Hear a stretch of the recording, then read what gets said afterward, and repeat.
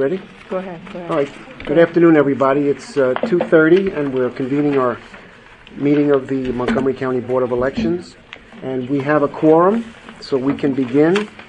The first topic is the approval of minutes from September 21st and a summary of the September 12th, 2015 public hearing. Any comments about this topic? Mr. President, I just noticed there were a couple of typographical things in the September 12th summary. There's a reference to a Mr. Phillips. Probably should be Ms. Phillips.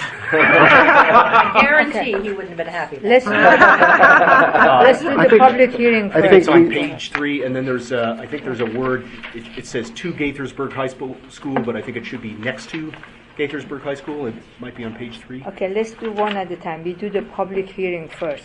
Let's that one go away, then we can get the other one. The public hearing.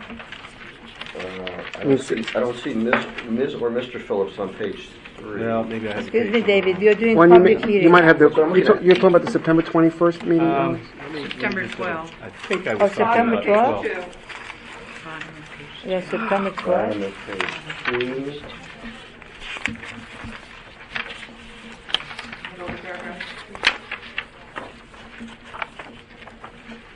2. Which one? Mr. Phillips. September 12th. Fourth sentence down. Oh, September 21. Is that Under right? public comments. Which minutes are you doing? He's referring We're to back on September September 21st. County Board of Public Elections. hearing September okay. 12th. No, Yeah. we're doing September 21st is what she said. Yeah. That's What Alice is the referring to edits is in they're the making. September 21st Yeah. meeting. Yes, And that okay. is page. Okay, guys. Let's do one at a time. We're doing Good September idea. 12th, the public hearing, please. And then we Okay. go to September 21. Okay. That's it. Okay, September God 12th. bless you. Yes, thank you. Any comments about September 12th public hearing? Yeah, I think I'm good on that one. I move we accept the amendment. Anybody? Okay. Just wait a second. Any? Section. Okay, you move. Yes. David seconds. All those in favor say aye. All right. Aye. Okay, the public hearing, September 12th minutes are approved. Now we go to September 21. 21. Okay, what was the problem? Page 3, Okay. first full paragraph.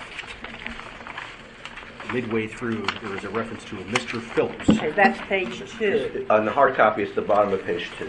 Oh, Oh, is page it? two, Okay. yeah.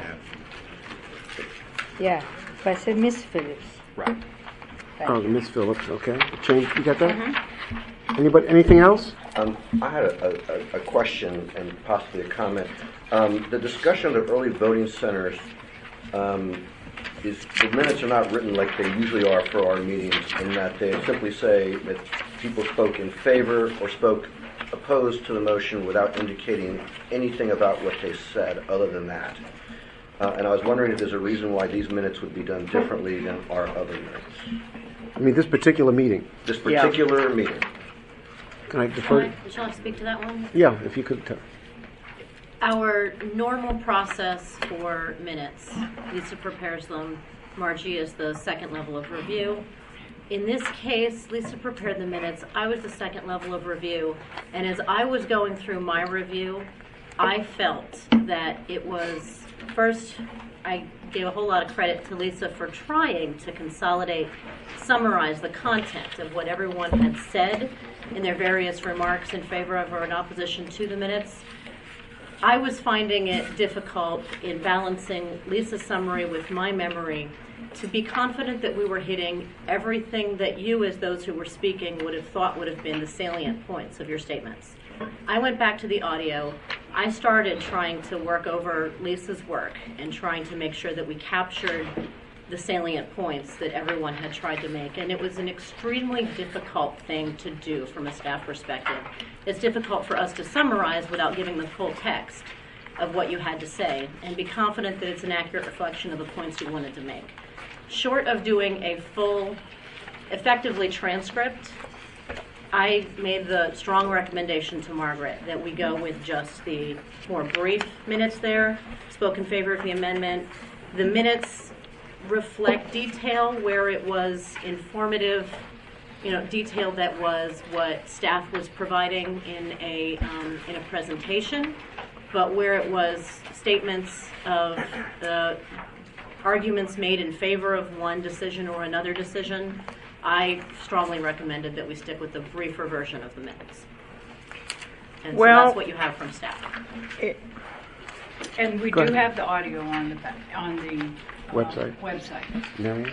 I guess there are a couple thoughts I have on this. First of all, I'm not sure you were on staff yet when we had discussions some years ago about the minutes and the need to reflect. I mean, we used to, before, like over 4 years ago, the minutes were they kind of did read like this. And we, had discussions with staff and decided that we wanted minutes that people could pick up and really get a good sense of exactly what was discussed and who was where. Now, obviously, the audio, yes, they can get the absolute details, but we have had other debates like this, if you will, and discussions where we have captured in a sentence or two the gist of what that person was saying. I'm sure it would take a longer period of time, but it's hard for me to believe that, it couldn't be accomplished. And secondly, if something like this was going to be done and be changed, I think it should come before the board to say, we want to do it this way and seek approval. Well, don't forget, this was extraordinary because we usually don't get more than, sometimes we have none, but usually maybe 2 or 3 people address the board. I mean, this was kind of a unique situation. Now, this was not the public hearing. This is the meeting that we had. So these are the discussions that we had on the board, and for at least the last 4.5 years, our minutes have been reflecting that. The idea is that first of all, listening to the audio, while that's a nice alternative, and it does provide all of us with an opportunity, if we aren't happy with how things are summarized in the minutes, to make recommended changes. But it's quite time consuming.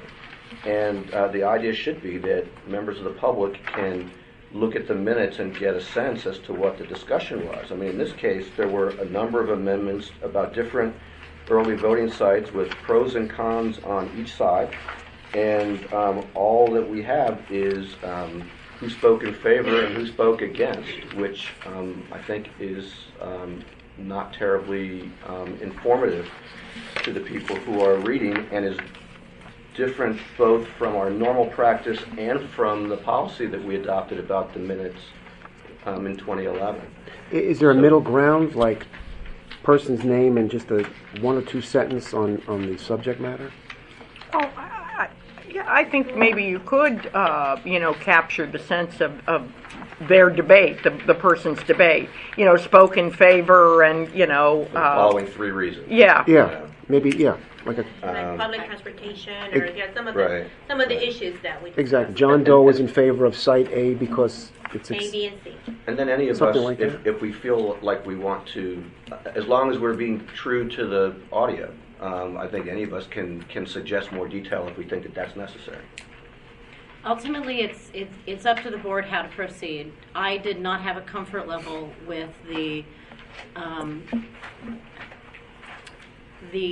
amount of staff work that needs to go into second guessing and then second guessing the last second guesser to make sure that we get everything accurate in summarizing what you have to say. I think that quite frankly, it would be easier and cheaper if we were to simply transcribe the statements that are made than it is for us to summarize it and then double check each other's summaries. transcript. I don't have a problem with transcripts.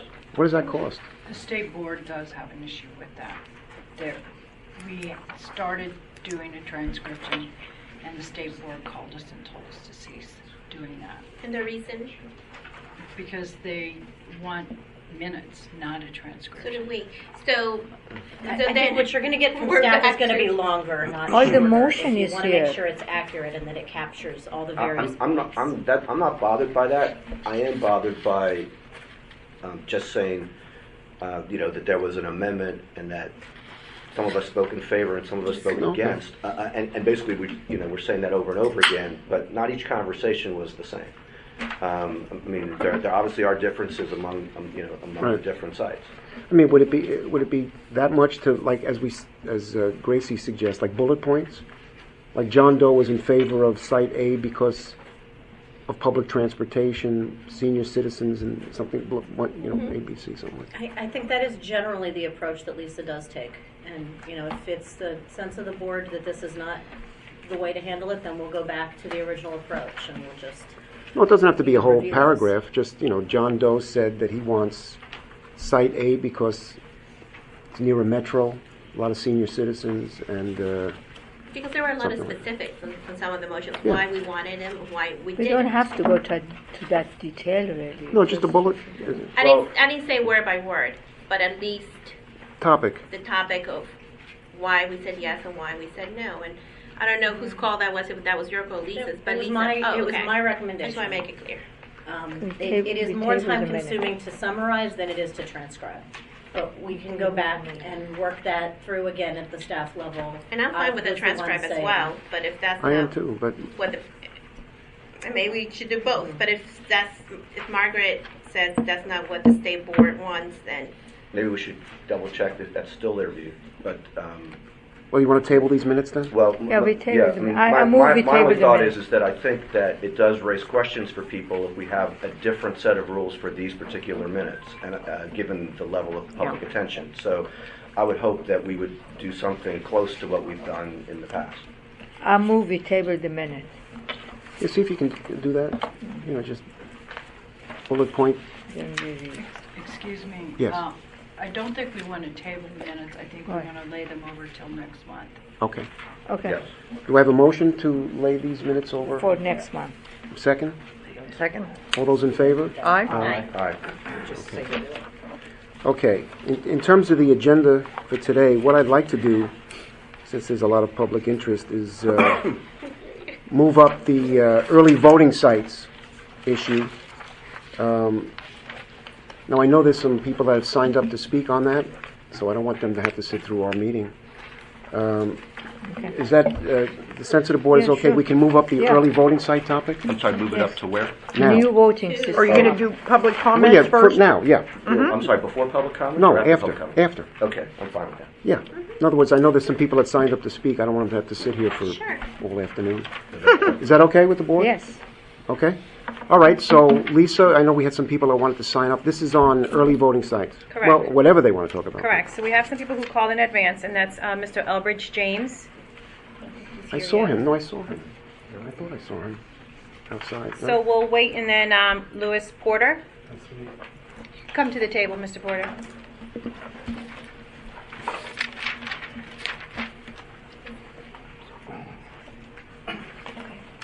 Where's Louis? Well, have a seat, Louis. Welcome. Thank you. Good afternoon. Hello? I'm leader of Maryland 2020 Watch. It's an organization that's dealing with voting issues in the state of Maryland. And so, Maryland 2020 Watch. 2020? Watch. Okay, W-A-T-C-H. Okay. So I'm representing an organization, and we've been active, and I've testified both before the state board and this very board right here. So, thank you, new members that haven't seen me before, and I recognize some of the old faces. So, I'll get right to the point. So I have a few different. Just a few of them that I'd like to hand out.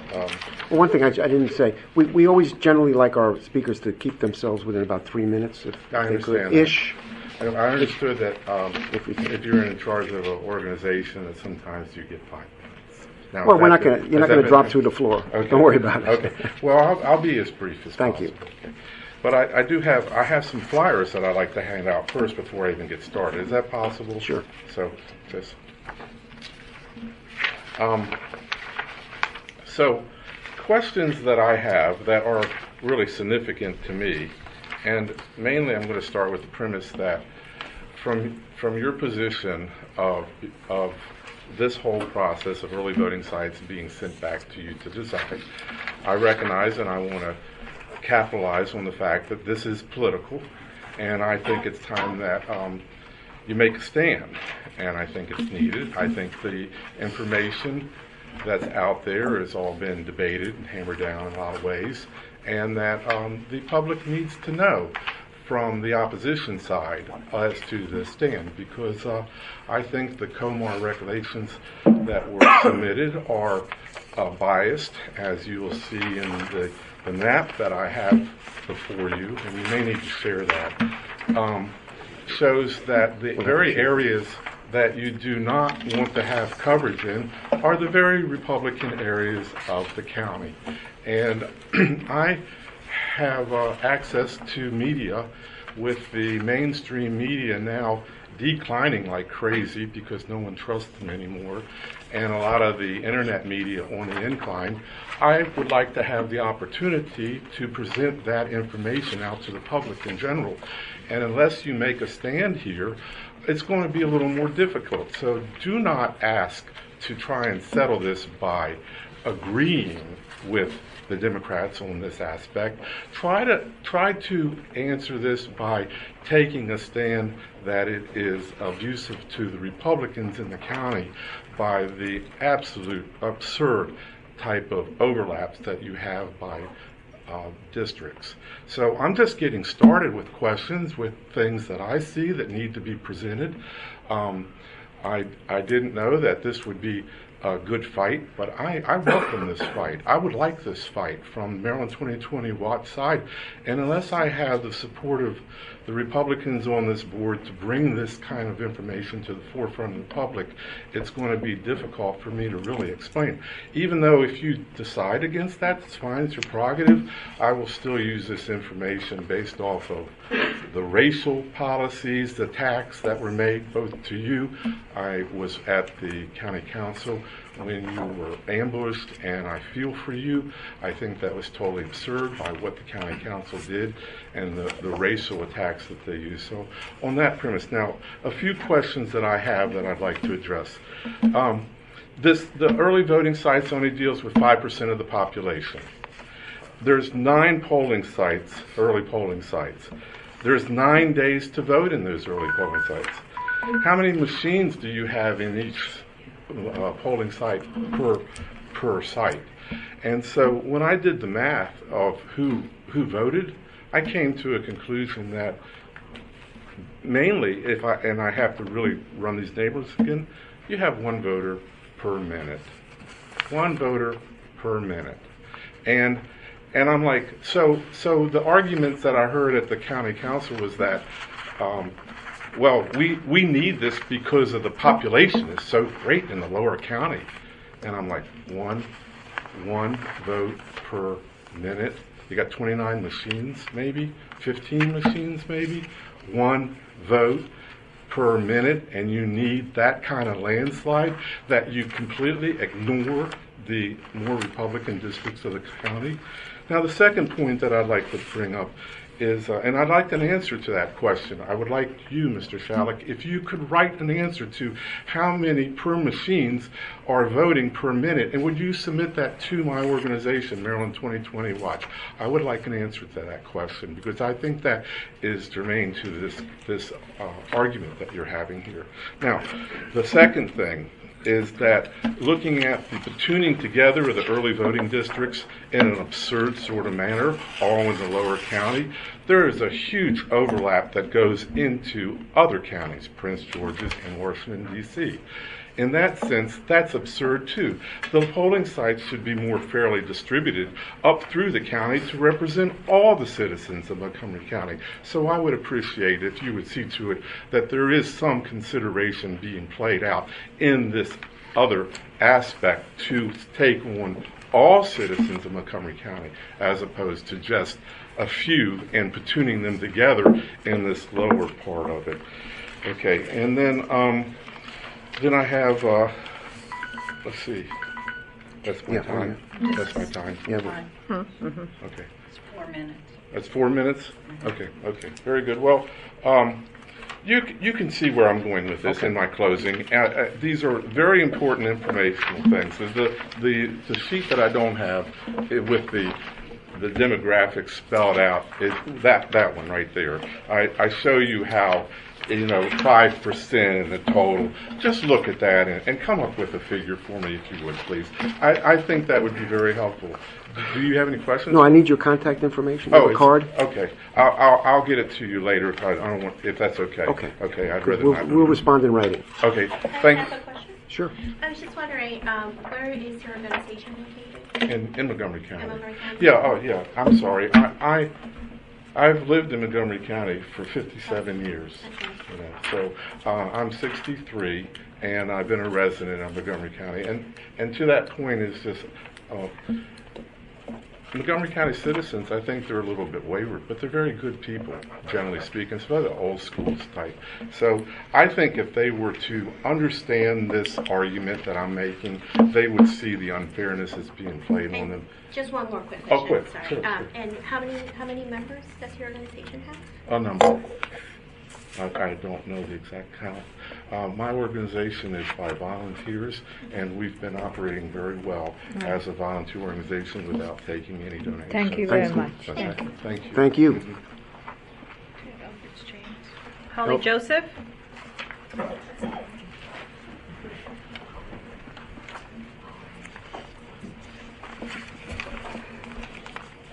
I'm going to see if I can just do this in a very few minutes. I just wanted to point out a couple things that what I've learned in this experience is what one person thinks is bedrock is not the same as other people think is a bedrock principle. So I was just going to speak for your consideration of working toward transparency and sharing the basis on which you make decisions. And the other point that I see early voting as a larger issue of voter outreach. So when something is diminished in that, it's kind of restricting voter outreach. And I think that some people would say it's nonpartisan, and I think that, the board being nonpartisan, I just wouldn't want to see the efforts that have gone on. And even people who in the board, staff who had been assigned to different tasks in the past have left, and so you don't have the same contacts. I just wanted to share, it's kind of like family. When you think that you know everything about your family and then you question a family story and the people aren't there to ask anymore. This is kind of like this history too. So, am I making any sense to you? Yes. I hope. Okay, that's all I wanted You to say. are. Thank you, but I hope you can work. Thank you. Thank you. Thank you. Next we have Daryl Anderson. Welcome, Darrell. He's an honorary member of the board. Yes, I'm Daryl Anderson. I'm speaking here as the chair of the Montgomery County Democratic Central Committee. And I want to thank you for giving me the opportunity, but also recognize how difficult this whole process has been and the decisions you have to make. I ask that you consider going back or reconsidering having the 9 early voting sites that we had in 2014 as a way to sort of solve the problem. But also, I think in the 2016 election, we're going to have a whole lot more voters in any presidential as we do during the gubernatorial elections. So it's really hard to look at the 2014 numbers and say, this is the reason we should be going somewhere else, because I think we will have a large turnout with both parties having contested primaries. I think the primary is going to be very, very, hopefully very high turnout. If you go back to if the board decides to go back to the 9 original sites, I think we've heard in all testimony, both from people on the board and the public, that we really do need to have more voting sites, early voting sites, and we're here to ask that the board consider not allowing us, but I'm committed to working with our state legislature. For the last couple of weeks, I've been talking to legislators, I've been talking to county council members, my own Democratic Party, and we feel that if we if we can go back to the 9 original sites, that they would be committed to go into the legislature in January and putting in emergency legislation to add at least one site for the upcoming election. And whether it's specified where it is, I think the way the legislation is, it can either be put in as a specific site or in general to just add a 10th site to Montgomery County. This has not been easy to get through people. We've talked repeatedly over the last couple of weeks about this as a solution. We do think we need more early voting sites. We think that this sort of solves the problem of adding Potomac if that's what you decide to do. It's your decision where you add. But we're making a commitment, and I have strong commitments from the delegation in Montgomery County up and down the line and the county council to work hard on both sides to pass the legislation and to fund another early voting site for the 2016 election. It takes a little bit of trust to go that way, but I'm committed to that, and I feel like the people that I've worked with, I can trust when they say they can get this done. The one concern I had that I've repeatedly said was that I didn't think Potomac had met the COMAR requirements. I was really glad to hear in the state board meeting, I think the staff in the state, which was probably submitted from the staff here, that they had commitments from Potomac to begin correcting some of those, and specifically the handicapped issue that we raised. That's encouraging, and I think there's enough time to probably address all of those, and hopefully that will become a moot issue, that COMAR should not be a problem if we can get this done to add an extra site. It wasn't personal, it was just I felt the COMAR should be addressed. Thank you again for hearing me. I promise I will never come back here. Let me ask you a question. From what I understand in considering all this, it's my understanding that legislation has to be filed, if that's the direction the board goes, Right. I think by October 29th. Yes, it's a by pretty, the end of the month. Is that something you It's feel going to be done, yes. could be done? I mean, it's being worked on right now. Not that we know what you're going to do, but they understand if this is going to get done, because it's a local bill, it can come out of the delegation, and the delegation is committed to this.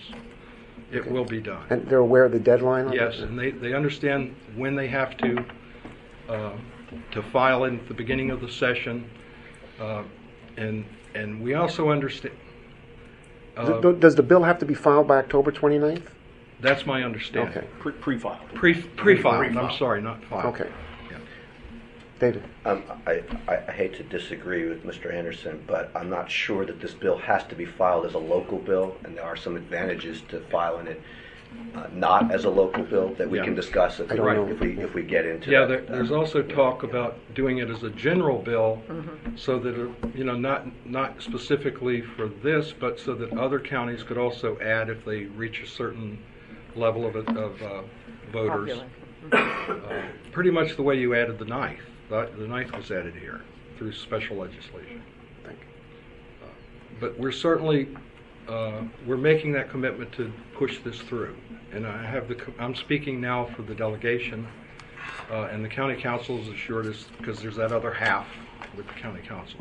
Yeah, I don't want to raise an issue that is too sensitive. What about the funding issue? Has there been discussion about that?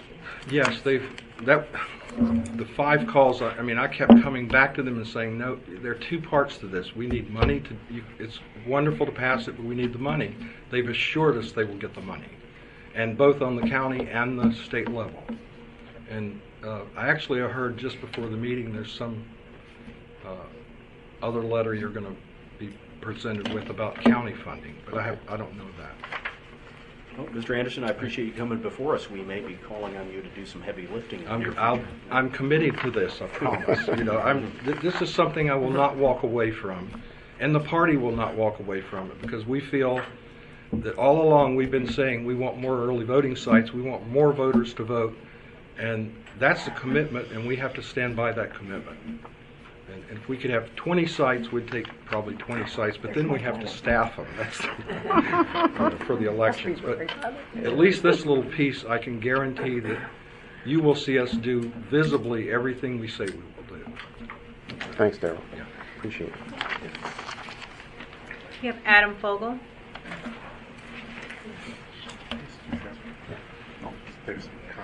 That's your contact? Okay, thanks. Thank you. Good afternoon. My name is Adam Fogel. I'm representing Councilmember Nancy Navarro. I just wanted to say on her behalf that I wanted to thank the board for reconsidering your decision, and she fully supports restoring the 9 original sites. She also wanted me to come here today to say that there's a commitment from her as chair of the Government Operations Committee for funding the additional sites. She would strongly support legislation, whether it be a local bill or a general piece of legislation that would allow Montgomery County to add additional sites. I think she has said all along that she believes that more early voting sites are essential because of the population that we have, and it's warranted. So I just wanted to thank you again for providing me the opportunity to express that message of thanks and our commitment to working together with you and our state delegation to getting additional sites, and also the commitment from the county to provide funding to make those sites move forward. Well, thanks, Adam. Thank you. Thank you. We'll go back to Elbridge James. Okay. So I don't know if you want to go back to him at a later point, but that's it. No, that's okay. It's 3 o'clock. If he's not here, he's not here. Yeah. Okay, go ahead. That's it. Yeah. Okay, so thanks. that's the public comment. All right, what we want to do now is deal with the issue, Yep. hopefully for the last time. Here, here, here. For a few years. Well, let me make a motion. There's been a tremendous amount of public debate, both sides, Republicans, Democrats, Independents, all sides. And I know that all of us on the board have listened carefully to the public. And what I want to propose, and then during a discussion, I want to read a letter from Mike Leggett and summarize a letter from Tom Hucker. But what I want to propose, because initially, the majority view was we wanted to go to areas that had never had early voting, which was our goal. And we've heard outcries from communities that we had taken polls away from, election sites from, that they felt there was issues being denied those locations again. So what I'm going to propose, hopefully not everybody will be happy, but I'm trying to make a proposal here that we can move on unanimously, is my hope, and send a message to the State Board of Elections that we're behind this 100%, and they move forward and the legislature moves forward. So what I want to do is propose that for this election cycle, we approve the following sites. We send the following recommendation of sites to the State Board of Election, and also in the same motion requesting and supporting a 10th early voting site to be designated or voted by the board here for this election cycle to go to Potomac. So my motion to amend the previous motion regarding early voting sites to the State Board of Elections is as follows. I would ask this board to recommend to the State Board of Elections that for this election cycle we have early voting sites in Damascus, Germantown, Gaithersburg, Rockville, Aspen Hill, which would be the Mid-County site, the Jane Lawton Center, Bethesda Chevy Chase, Burtonsville, the Marilyn Praisner site, Wheaton, which will be at the new fire station, and Silver Spring. So these are the 9 sites that were in effect in 2014.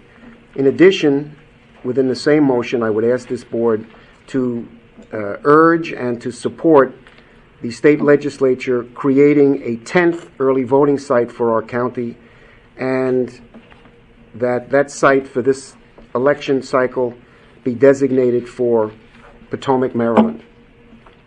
Is there a second? Second. Is that the Potomac Community Center? Yes. Potomac Community Center, yeah. Second. Okay. Any discussion? Well, Mr. Shalek, let me just thank you for bringing us together on this. I know it's taken a lot of effort on all of our parts, but especially the amount of work you've put into this has been admirable and impressive. Thank you. And I would hope that we could all move forward together on this I think the state board really didn't leave us with a lot of choice, but I think this is a good way forward if we can affirm our commitment to putting the 10th site in Potomac, if and when, as we hope, it will be approved by the state legislature. So I would urge the entire board to support your motion to amend. Thanks, Alex. Anybody else? Marianne? Well, I'd like to start by saying I think this is a very good result after what I think we agree has been a difficult 4 weeks. This resolution, as you've just announced, as you know, has been discussed for some time, starting, I guess, with my original motion to keep the 9 sites that are currently in place, and certainly adding this addition of a 10th site is something that many of us, all of us, I hope, want to move forward with as well. I'd like to express my appreciation to the members of the County Council and members of the legislature across the county, not just in the districts that have been discussed during the debate, who have been working with board members to bring about this resolution. I also want to thank the members of the State Board of Elections who devoted a lot of time and attention to our board's issues and for their crucial vote that allowed us to come back and work out this resolution. I am glad that we've heard from County Executive today and that he endorses our proposal. Please know, Mr. President, that I am committed to work with elected officials and all engaged citizens throughout Montgomery County and the state of Maryland to ensure passage of what will be important legislation. Thank you, Marianne. David, you want to say? Sure. Thank you, Jim, for your motion and for calling on me. I agree with everything that Marianne just said, and agree that this is a good resolution to add an additional site. I did want to get some clarification. As I understand the motion is for us to designate that that a 10th site would be for Potomac Community Center, but not necessarily for the legislation to designate that fact. I say that because I'm concerned that legislation that is that specific may have trouble passing the legislature. I have no problem with our voting to say that if we get a 10th site that it goes to the Potomac Community Center, but I think that should be the board's decision and not necessarily the legislature's If that's what we should vote on that today, though. Yes, I'm happy to vote on it today. And I mean, if it requires an amendment, I can propose an amendment to. In fact, let me do that just to make things easy for you. Okay, go ahead. My proposal would be that number one, that we urge that the legislation that we urge be passed by the legislature would not be a local piece of legislation, but would be a statewide piece of legislation that would indicate that any jurisdiction with more than 600,000 registered voters would get 9 early voting sites instead of the 8 that the state law currently provides for those with more than 450 registered voters.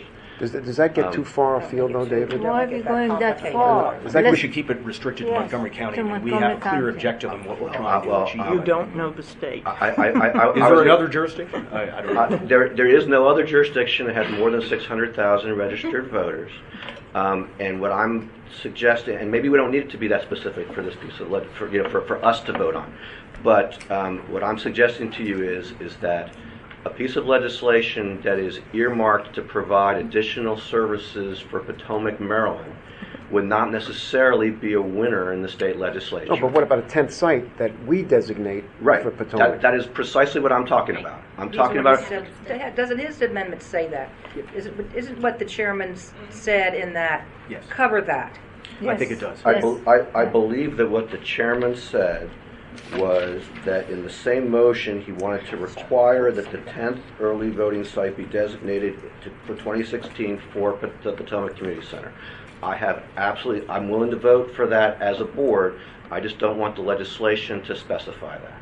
So and in fact, our legislators can also, I can take my suggestions about the legislation to our legislators if you guys are not feeling strongly about whether it's local legislation or it's not local legislation. My understanding is that if it's local legislation, it's harder to pass. If it's neutral criteria that we meet, that is easier to pass. I'm trying my best to try and assist in coming up with a proposal that will pass. I think the cleaner the better. That we want the 9 plus a 10th site, and that our board will designate that. Right. Well, the law as it currently stands provides us with 8 early voting sites because we have more than 450,000 registered voters, and provides every jurisdiction in the state with the ability to add an additional one if they so choose. And that's how we got to 9, is that Montgomery County chose to have an additional site. Well, I don't think we have to draft, put the words into the legislation, just the concept. Okay, then we have to defer to the legislature. Then that's fine. Then all I'm going to suggest is that we make very clear that we are voting today to designate what the 10th early voting site would be if the legislation is approved and enacted before the 2016 primary. Okay, Kevin? I don't think it needs to be that specific. David, though, I think it would be very helpful for you to inquire and get some additional information as to whether it should be considered a local bill. I have done that. Yeah. That's what I've been doing since Thursday. And my understanding from some of our leaders is that we stand a far better chance of passage if it's not a local bill. That this is the kind of thing, especially, I'm sure you folks, especially Nahid, who's been on the board the longest, remember that when legislation in the past dealing with election rules has been local in nature, there are some resistance to that in the state that wants to have a statewide election system. And so, and please, you don't need to take my word for it. Feel free to talk to the legislators. But my understanding is that we are going to be in a much better circumstance if we don't make it a local bill, but we make it something that would apply to anyone who hits that threshold. And sometime in the future, there may be other jurisdictions that would hit the same threshold that we would hit. I would just defer to the legislator on how it's drafted. Well, I think that's best. I mean, because obviously we have no electioneering that's particular to Montgomery County. I understand, and that's precisely the experience that I'm talking about. But I'm fine with that as long as we're not calling on the legislature to specify the early voting location itself in the legislation. I'm fine with just suggesting that we want legislation for a 10th site, and indicating today that if we get such legislation enacted for 2016 for the primary and the general, that we would designate that 10th site as the Potomac Community Center. Yes. Any other comment? Let me just, for the record, Tom Hucker sent us a letter today supporting, and I appreciate Tom's support. Tom Hucker sent us a letter, which I won't read, but Tom supports this concept, and he said he would be very supportive of it. He believes that a number of our communities, including Olney, Potomac, and Tacoma Park, deserve to be closer to an early voting location, and I look forward to supporting your ability to realize this in the near future. So I thank Tom for that. But I do want to read a letter into the record. A while ago, when all this became kind of a stalemate, Ike Leggett reached out to me through Mike Subin, who I appreciate his efforts in this regard. And Ike asked if the board would reconsider and move in a conciliatory direction. And the board got this letter today from Ike Leggett. Dear Mr. Shalik, it is my understanding that the Montgomery County Board of Elections will be discussing the final list of sites for early elections today, October 19, 2015, and that the State Board of Elections has until October 29th to make its final decision. I believe the way to resolve the issue would be for the board to reverse its current position and restore all 9 of the original early voting sites and seek emergency state legislation to add a 10th site, with the stipulation that the 10th site be the Potomac Recreation Center. If you agree to this recommendation, I am committing my active support both for the legislation and the resources you will need to operate the additional site. A number of our state legislators have expressed their public support for an additional site in order to help facilitate concerns raised by several members of the board. Let me be clear. Should you agree to a 10th site, I will fully support measures necessary by our legislature and to provide the resources to operate that site. Time is clearly of the essence since the State Board of Elections must make its decision by October 29th, and in addition, for legislative approval to occur in time to implement the Potomac Recreation Center, legislative approval must occur in January and will require pre-filing, which also must be done by October 29th. I respectfully request your approval of this recommendation at your October 19th board meeting.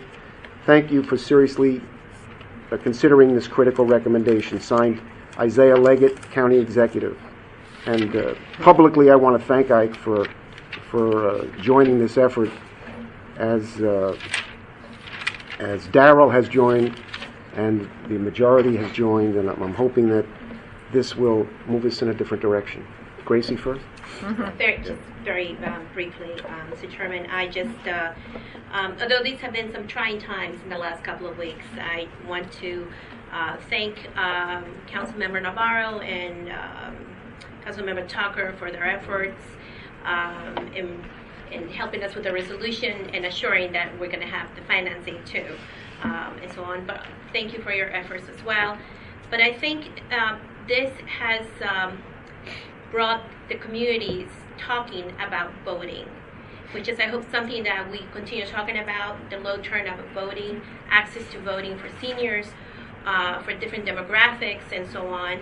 And I don't think we will have a room full of people if things have gone quietly at an original meeting. So in a way, trying times have brought us in a way of talking about how we can do a better job in outreaching to those communities, to the millennials, and so on, topics that I hope now we can tackle and talk about in doing outreach for the next election. So in a very trying way, it has brought us as a community together to talk about voting and ensuring that maybe our numbers will not be as horribly as low as the last election.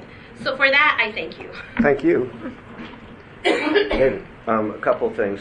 First, I wanted to thank you, Mr. Chairman, for even when we have been at polar opposites in this debate, even when you and I were battling it out on TV and etc., you've always been a gentleman, and we very much appreciate that. You have a well-deserved reputation for being a gentleman. Second, I wanted to thank the county executive for endorsing this approach. It has been discussed among many of us with the legislators, with the county council members for some time, and it was nice to hear today that that he is on board as well.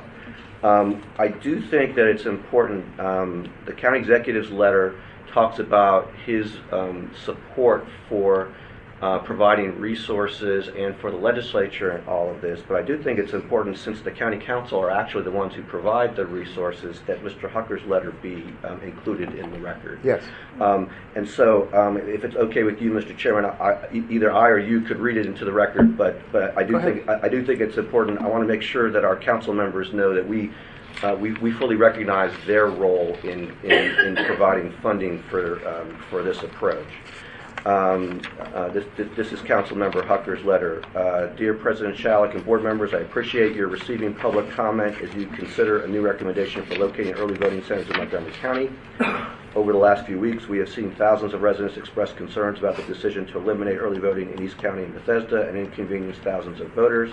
Thankfully, you have demonstrated a clear willingness to listen to your constituents and your conscience when you restored early voting at the Praisner Center in Burtonsville, and I hope you will now move forward in a way that makes it easier for as many people to vote. The lack of the necessary support at the State Board of Elections for your previous proposal requires us to forge a consensus that removes roadblocks and clears the way for more people to vote. For the 2016 election cycle, I recommend that the previous 9 early voting centers with the non-controversial replacement of the Wheaton Recreation Center with the Wheaton Volunteer Rescue Squad be utilized. These locations are accessible and convenient, met the requirements set forth by the General Assembly, and were supported by strong bipartisan majorities on both the county and state boards of elections. These sites will guarantee that more of our citizens can take advantage of early voting opportunities and will maintain continuity and avoid confusion for voters, especially as we add same-day voter registration during the early voting period. But with a population greater than 6 states in the District of Columbia, I firmly believe that having only 9 early voting centers is insufficient and does not serve the voters of our county well. I hope you will also join me in pushing the General Assembly to add at least one additional early voting location through emergency legislation. A number of our communities, including Olney, Potomac, and Tacoma Park, deserve to be closer to an early voting location, and I look forward to supporting your ability to realize this in the near future. We share the same values when it comes to voting. As an American, your voice counts. And no matter what you look like, how much money you have, or where you come from, you have the right to vote. I strongly believe that this proposal puts these values into action.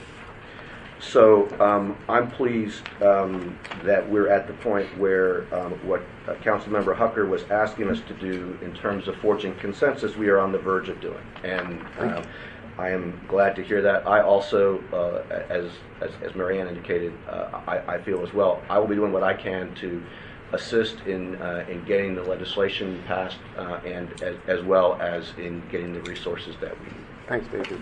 Good. Anybody else? And after the vote, Kevin, I'm going to ask you to, we have to get to the State Board of Elections by this Wednesday, our recommendations. If I could ask you to put it in the appropriate, do I have to repeat the motion? No. We already seconded. One more question. I don't know if it needs to be in a motion, but I was under the assumption that it's the sense of the board that our staff should be preparing as if we're going to have an early voting site at Potomac and not wait for the legislature's approval to the extent allowed by law. Yeah, good That's point. an excellent point. So if it should be that obviously we can't submit more than 9 sites to the state board because that's what the law says, but to the extent that we need to reserve locations or hire judges or whatever it is we need to do, I'm assuming it's our sense that we want that to continue, and because I think it's a lot easier to stop preparations than it is to start them. Well, that would include Lawton, too. Well, Lawton is already on the list of 9. They are already in the list. Okay, Yes. so we have... Well, Yeah. just Both- for the record, both are. both are reserved. They've not been released. Okay. The county, we've been working with county recreation, Okay. county general services, community use of public facilities. Those rooms are still reserved. Good. They have not been released. Great. And so we'll do an MOU for the 9 sites to get that wrapped up in November, with the understanding that we'll do a supplemental MOU if the legislation passes. But we'll keep, Potomac obviously will remain reserved. A memorandum of understanding. Okay. Okay. We're going to take a vote. All those in favor of the motion before the board, say aye. Aye. Anybody opposed? No. Okay. Done. Done. Okay, so now we can move forward with the rest of our meeting. And for those of you that are here that want to leave, totally understandable. Totally understandable. But the rest of our agenda is interesting too. Yeah. Right. Okay, the next item is Margaret's report. Personnel, Brian McKevitt, longtime employee, retires at the end of this month. We have extended an offer to 6 persons, 4 who are bilingual in English and Spanish, to assist in outreach events. We've extended an offer to an office service clerical position in voter registration absentee. She is also bilingual. It's been offered and she's accepted, and I think she starts November 2nd. We finally received approval to reclassify the lead position in voter registration absentee. Betty Ann served there by OMB. The expectation is that the job will be advertised beginning sometime this week. And so that's it with regards to personnel. Moving on to the budget. The spreadsheet was sent in the advance packet, and then, no, it was sent on Friday. Lisa, could you give... It was sent on Friday. Give this to Bill Turk. Bill Turk, the report. I'm sorry. I'm sorry, Mom. Lisa sent out, here we go.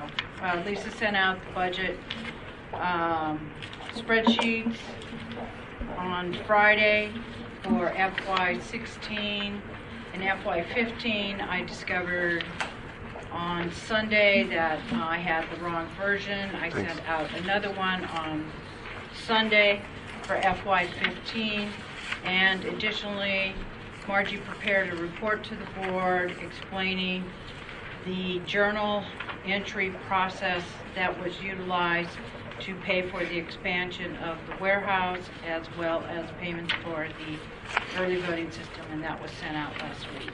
Margaret, we still have 87,700 Yes, we left. did turn over, at the end of the fiscal year, $87,000 was returned to the general fund. Therefore, we did have a surplus.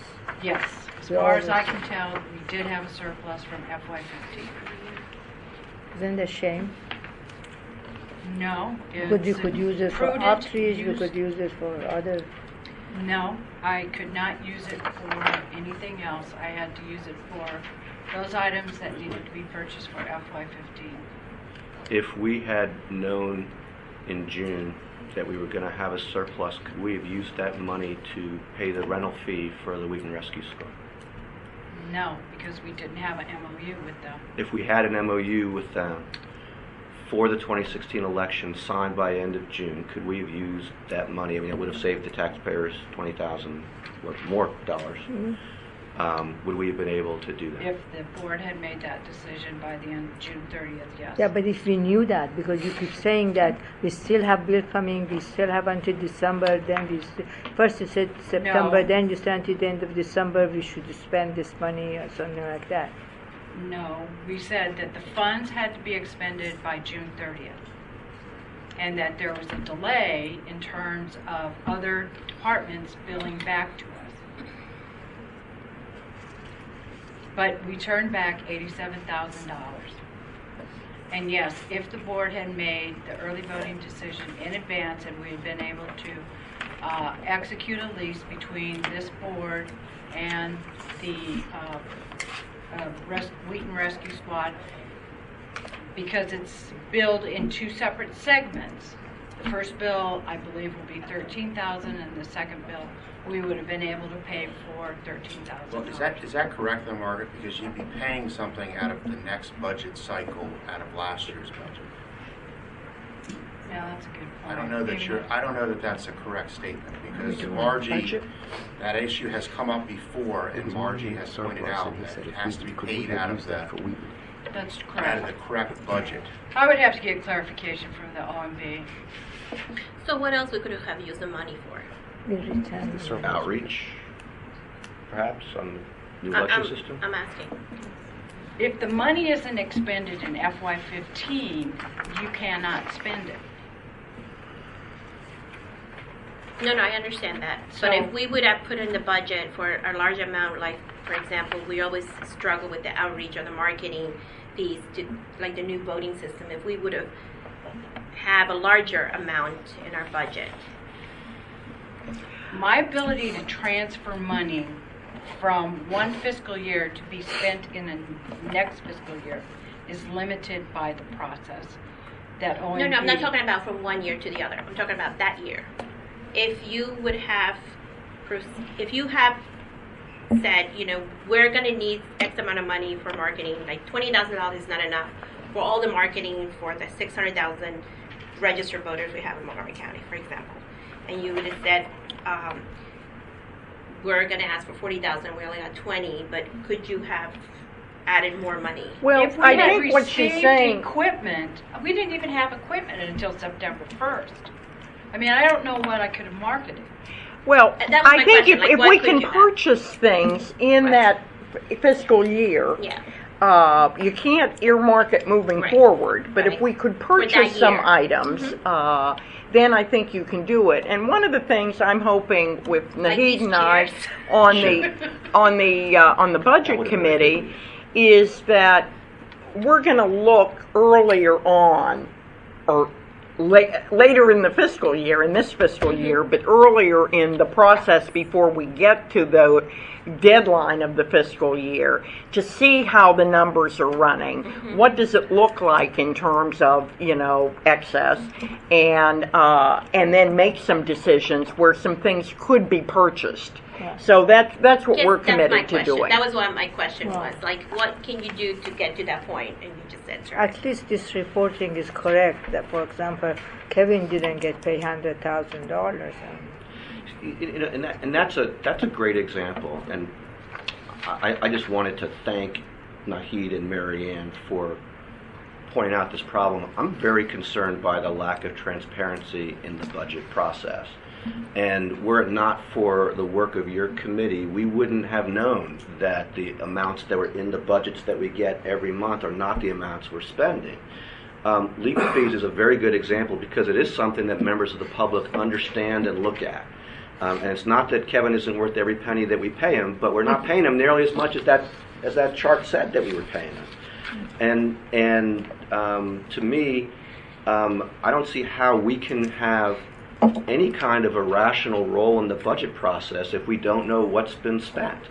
It took your extra questions to get this chart that shows that there's more than $500,000 that were listed as being spent on certain things that were spent on other things. And that if that's the way the system works, then there's got to be a way to keep us informed so that we can make rational decisions. Because it could be that if we know that there's $25,000 in legal fees that's not being spent, we might spend it on the warehouse build-out, but we might spend it on something else. We didn't even know that it existed as a potential source of funding. At least I didn't. So, in the future, if we are, I don't see an example of a warehouse build-out, but certainly on the voting equipment expenses, we will show it specifically. There's two ways to do this. You can do it as a journal entry, which was the way Margie did it the last time, which is an issue of transparency. We won't do it that way any further. We will instead show it as a deficit. We will, for instance, in this year, we will have well over $2 million worth of voting equipment expenses, and we'll show that as a deficit. As the deficit expenditure. And if there's something else that would happen, like, I don't know, we had to get a new HVAC or something, that's not even realistic, but some sort of expenditure, we will show it as a deficit. Well, as long as we're showing what we're actually spending and what we're actually... And that's what we will do. No, we will show it as a deficit. That's a great improvement. Okay? That we can do it either way. Yeah, traditionally, it's been a journal entry. We'll do it as a deficit spending. So, Margaret, this latest chart that you sent us, so that shows that, say, for example, $66,000 and change was paid to Kevin for legal services, and that's the correct number? Yes. Okay. Yeah. All right. Thank you. Okay, then the Budget Committee will be needing to meet. We did receive the budget recommendation from OMB for the upcoming fiscal year, so subcommittee will need to get together. And when do we expect to receive that, or? We got it Tuesday. Oh, you got it. And when do you have to respond by? I think it's the Tuesday before Thanksgiving. So we have a couple weeks. Okay. And our board meeting in November is that? November 16th. Oh, okay. Then we should meet before November. So we'll meet before then. Yeah. Okay. All right. Going on to the next issue, voter registration. Monthly stats were posted, and then the MVA letter. I did send you a copy of the response that we received from motor vehicles, and Allison has kind of been working on this, so I'm going to let her. Were there any questions? I guess the letter is pretty self-explanatory. Yeah. It talks about they are going to explore the recommendation to have a summary screen. Is that right? I think that much of this letter you've already seen, because it was a It's information that was sent to us previously in an email that we had copied and pasted into the briefing material we provided to you last week. On the reverse, you'll see that there is a paragraph where after analyzing the situation, we feel a motor voter summary screen would not have helped. In this case, however, the MVA will do a preliminary level of effort and estimated cost for including a summary screen or a printed receipt regarding a customer's motor voter responses. So I think that is forward movement in terms of a response to the requests that they have been receiving from this board over the course of the last several months. I think that's all that I have on this. There was one piece where, there was a sentence in the briefing material that we provided you last month that I am still trying to get clarity out of the state board. They're checking with the Motor Vehicle Administration with the ERIC process to get clarity on exactly how Social Security numbers are handled in the process. And as soon as we have that clarity, I will be sure to provide that to the board. Given that the conclusion was that Jackie had a non-compliant restricted license that she didn't know about, how are they concluding that a summary sheet would not have been helpful to her?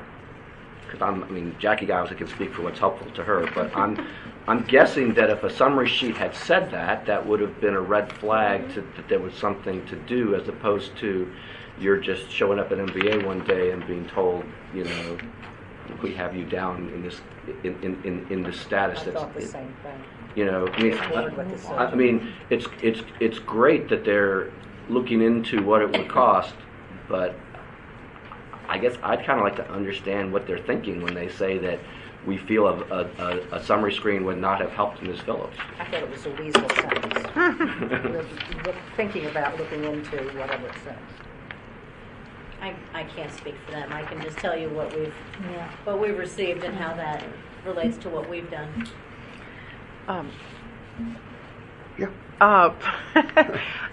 In the midst of, if you could see my dining room table with papers on it from board meetings, state board meetings, special meetings, it's all a mess, and I managed to forget what I wanted to bring, which was a piece of good news from motor vehicle.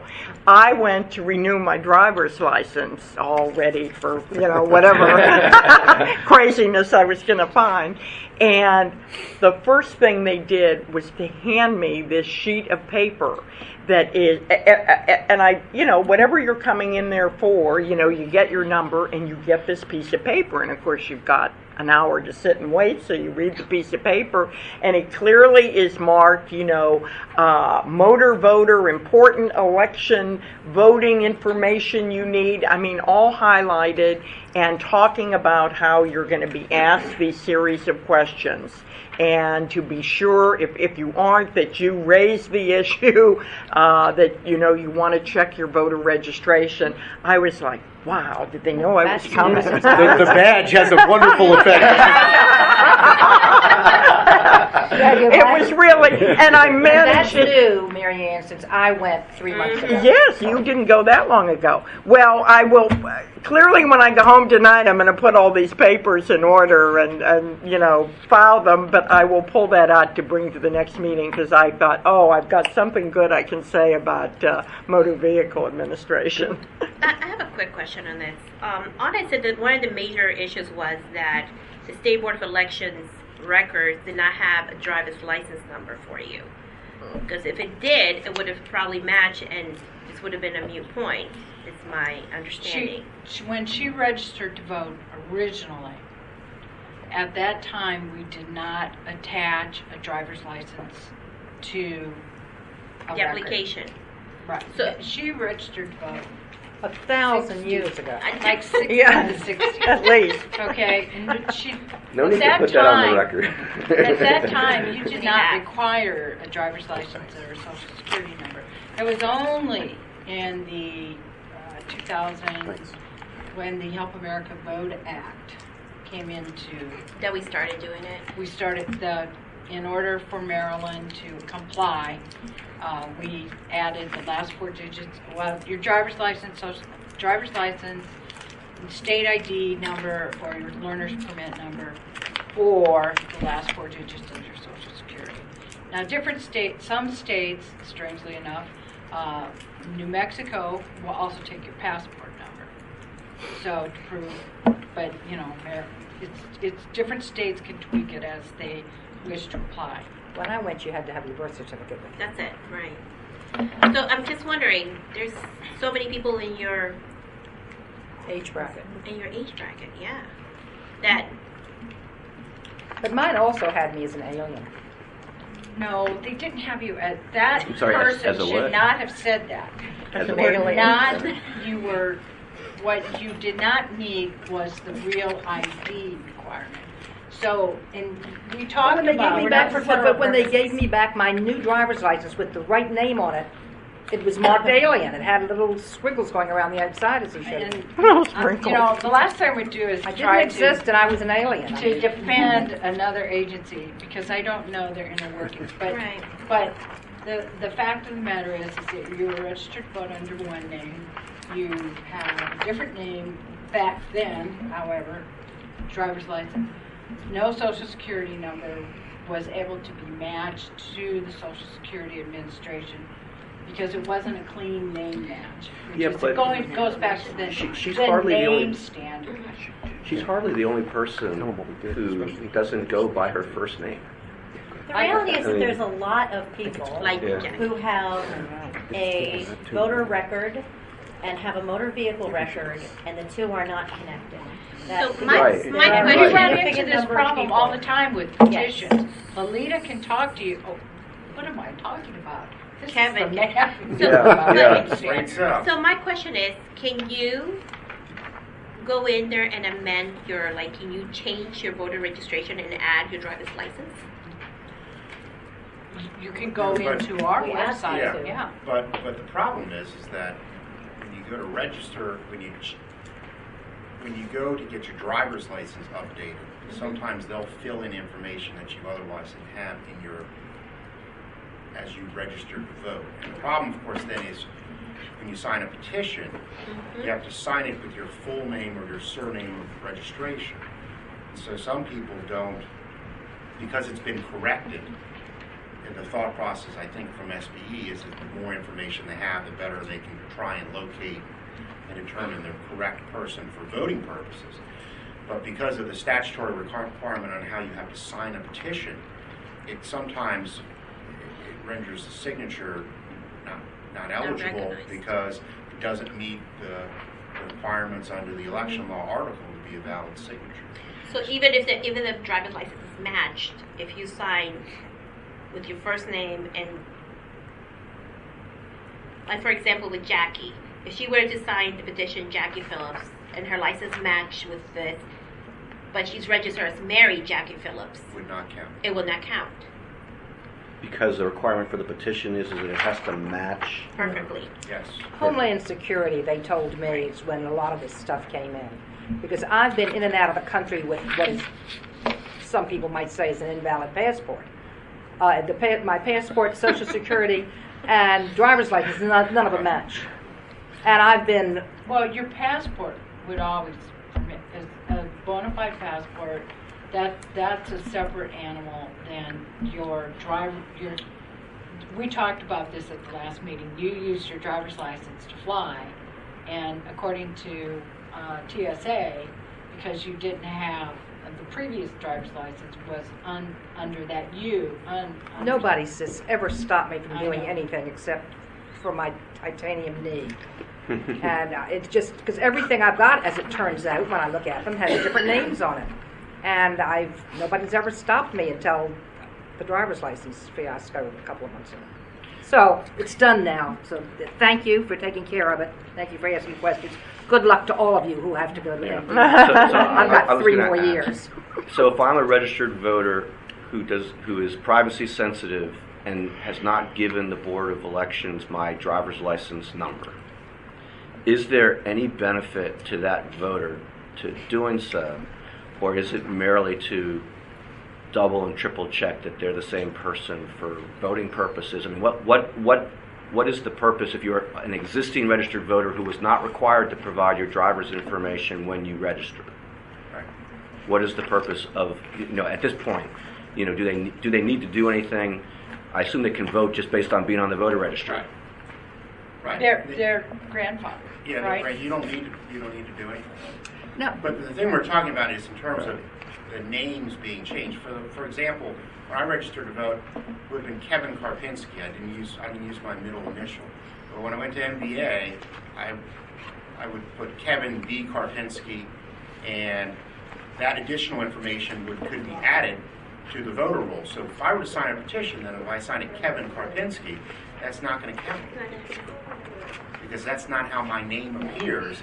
And it's been changed by this data match from MBA to the State Board of Elections for SBE, and that's not how I registered to vote. But that my name was changed by virtue of updating information to MBA. So your MBA information changed your voter information. Correct. Oh, one additional question. When MVA sells their lists to any vendor that wants to buy it, Yeah. is all of our voting information on it, so vendors can buy that? No, that's through that's through MD voters. If you use the online registration to update your information, you'll have to have actually you have to provide both the driver's license number and the last 4 digits of your social security number. It's a security feature. You have to provide both. Okay, Mark. Okay.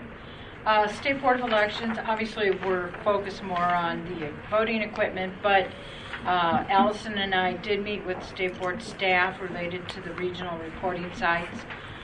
Decision was made to perform the testing upon the completion of the mock elections, which we'll go into in a little bit, and the City of Rockville election. And that's all. You going to talk about the mock election, Mark? I'm going to, under the new voting system. Kevin? I have a couple things. Last week I sent you 2 bylaw amendments. Pretty straightforward. The first relates to when the board is sworn in as the board of canvassers. When the bylaws were initially passed, we didn't have early voting, so our bylaws provided basically that the board had to be sworn in by 5 o'clock on election day. The state's policy and practice once early voting was passed was that the board should be sworn in before early voting began. So the First Amendment basically says if there's going to be early voting, the board needs to be sworn in by the clerk by the start of early voting, and if there is not early voting, then the board needs to be sworn in by 5 o'clock on election day. The second amendment relates to special meetings. And we deviated from the state board's proposed bylaws when we adopted the special meeting section, because the state board's model bylaws provide that if you're going to have a vote at a special meeting, you need to give at least, I think it's 1 or 2 days advance notice. That section was never adopted by the previous boards because our experience has shown to us that that's an unrealistic requirement, because if you have an emergency, for example, on election day, let's just say you had a problem, don't shoot me, Margaret, where hours needed to be extended, for example, you could obviously not meet a notice requirement of a day's notice. You'd have to give notice as soon as the special meeting was held to consider that. Nikki and I went back and forth on the issue. I said, basically, we can add some language that says if a special meeting is held, notice will be given as soon as reasonably practical after the board president calls the meeting, which is, again, our practice anyway. It just never was formally reduced to the bylaws. So those are 2 amendments that I'd like the board to pass a motion on, because you can't vote on them until next month, and all the board members, including the substitute members, have to vote on bylaw amendments. Was it majority vote? It's a majority vote of the 7. Of the 7. Yes. Kevin, I had a question. Did Nikki Charleston express any concerns to you about the special meeting we had last week, or was this something that had been on her mind from before? No, it was an issue she raised, I guess maybe a month or 2 ago, or longer. It had nothing to do with our meeting. And she understands my concern that if there is an emergency that requires immediate action, you can't give a day's notice. So I said, we'll tailor it to whatever the circumstance is.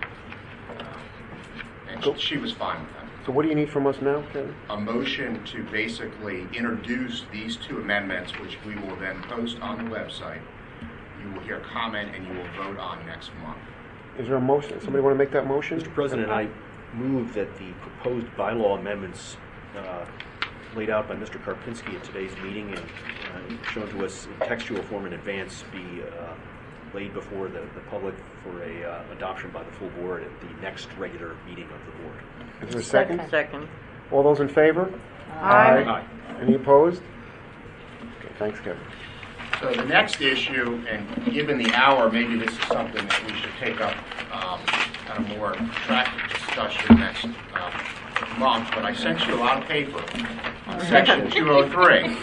And just sort of by summary, what you have in terms of that material is a letter that the Department of Justice sent in 2011 with the Section 203 requirements. And in that, basically, behind the letter to Mr. Garson, they provide a summary of the highlighted points of the Section 203 requirements. Kevin, this is Section 203 of the Voting Rights Act? Correct. Okay. The next thing is Dr. Saleha's Section 203 report from 2010, and that is prepared at the request of the Department of Justice. Is that correct?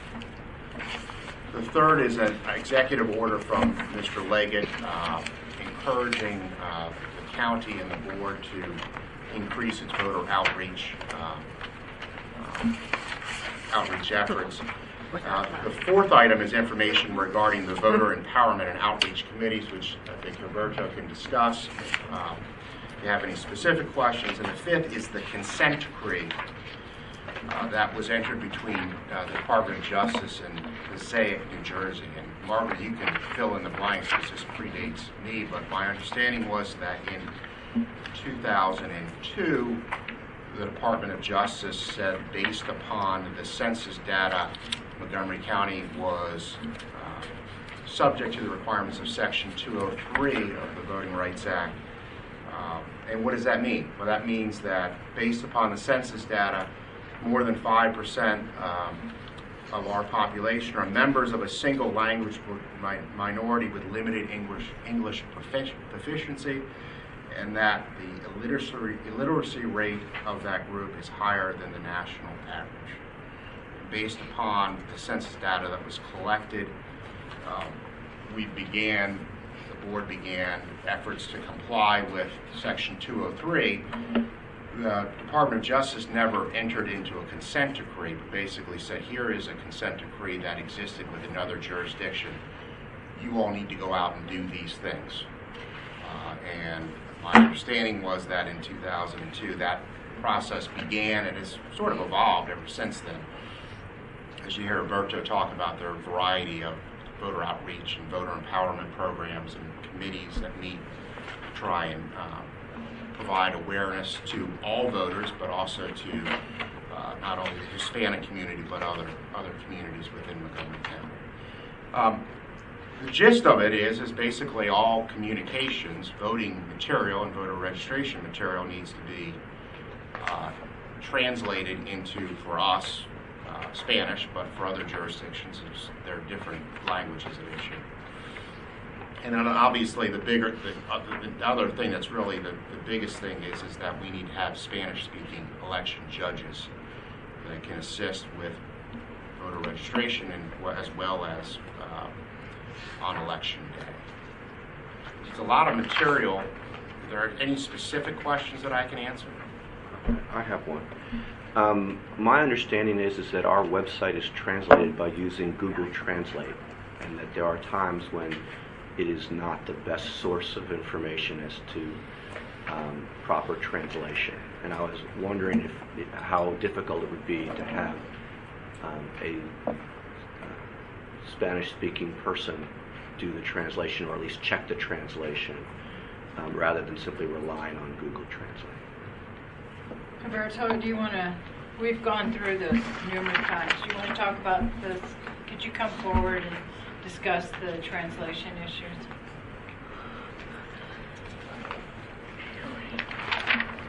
Good afternoon.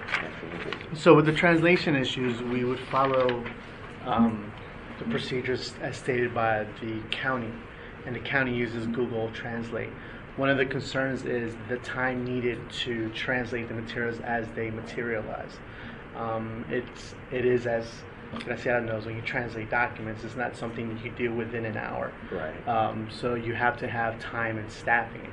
The issue of using, and we shy away from using volunteers because volunteers are not necessarily a great resource. Individuals have 9-to-5 jobs and they're busy, and then the staff themselves were outside doing their deliverables. People have other things to do. Yeah, exactly. So, and so one of the goals is on staff we have individuals who can translate at times when I'm available. Myself, Michelle Gonda, and then we have the new OSC position, the bilingual individual, that we would leverage as needed. So there are, though, if you go to our website, there are documents. So, for instance, the absentee application is translated by the state, and you can go on, and it has, English and the state sanctioned translation. If you go to voter registration, it has an English and Spanish translation. What specifically do you want translated as it relates to the website? So when you go on the website, our website, not the state website, and you have, for example, information on you're going to try out a new system or some scheduling of the new voting system, stuff that is very specific to the population of Montgomery County. Because I understand statewide is statewide, but we have specific events, specific things that happen in Montgomery County, that like the special meeting that we called the community meeting and so on, that I don't think is the best way to rely on Google Translation. But I think those things need to be done by someone who can actually write it in Spanish correctly. Because Gilberto and I have known each other for a long time. Google Translation, it is not the best way to do any kind of outreach. If that's part of the mission of an agency, Google Translation is the last resource you should be using.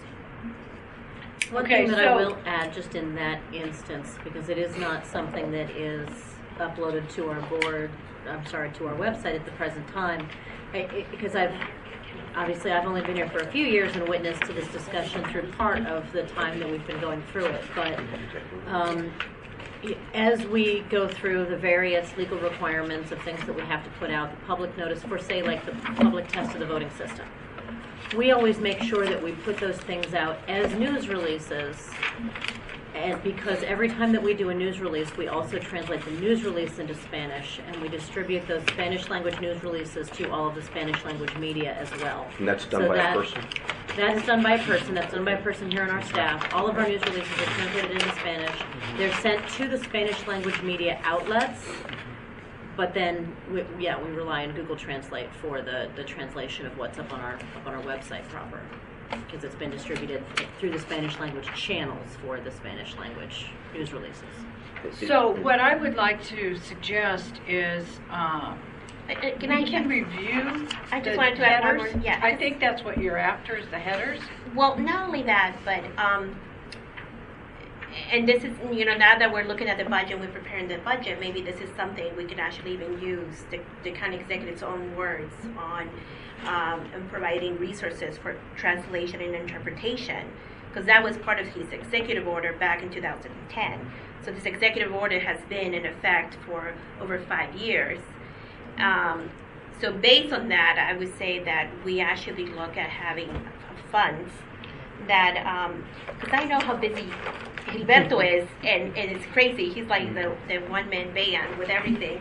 But actually have some funding where your agency, where the Board of Elections can actually have a fund where you don't have to rely on who's available or so on, but you have a fund where you actually use And the county has various contractors. HHS has a contractor.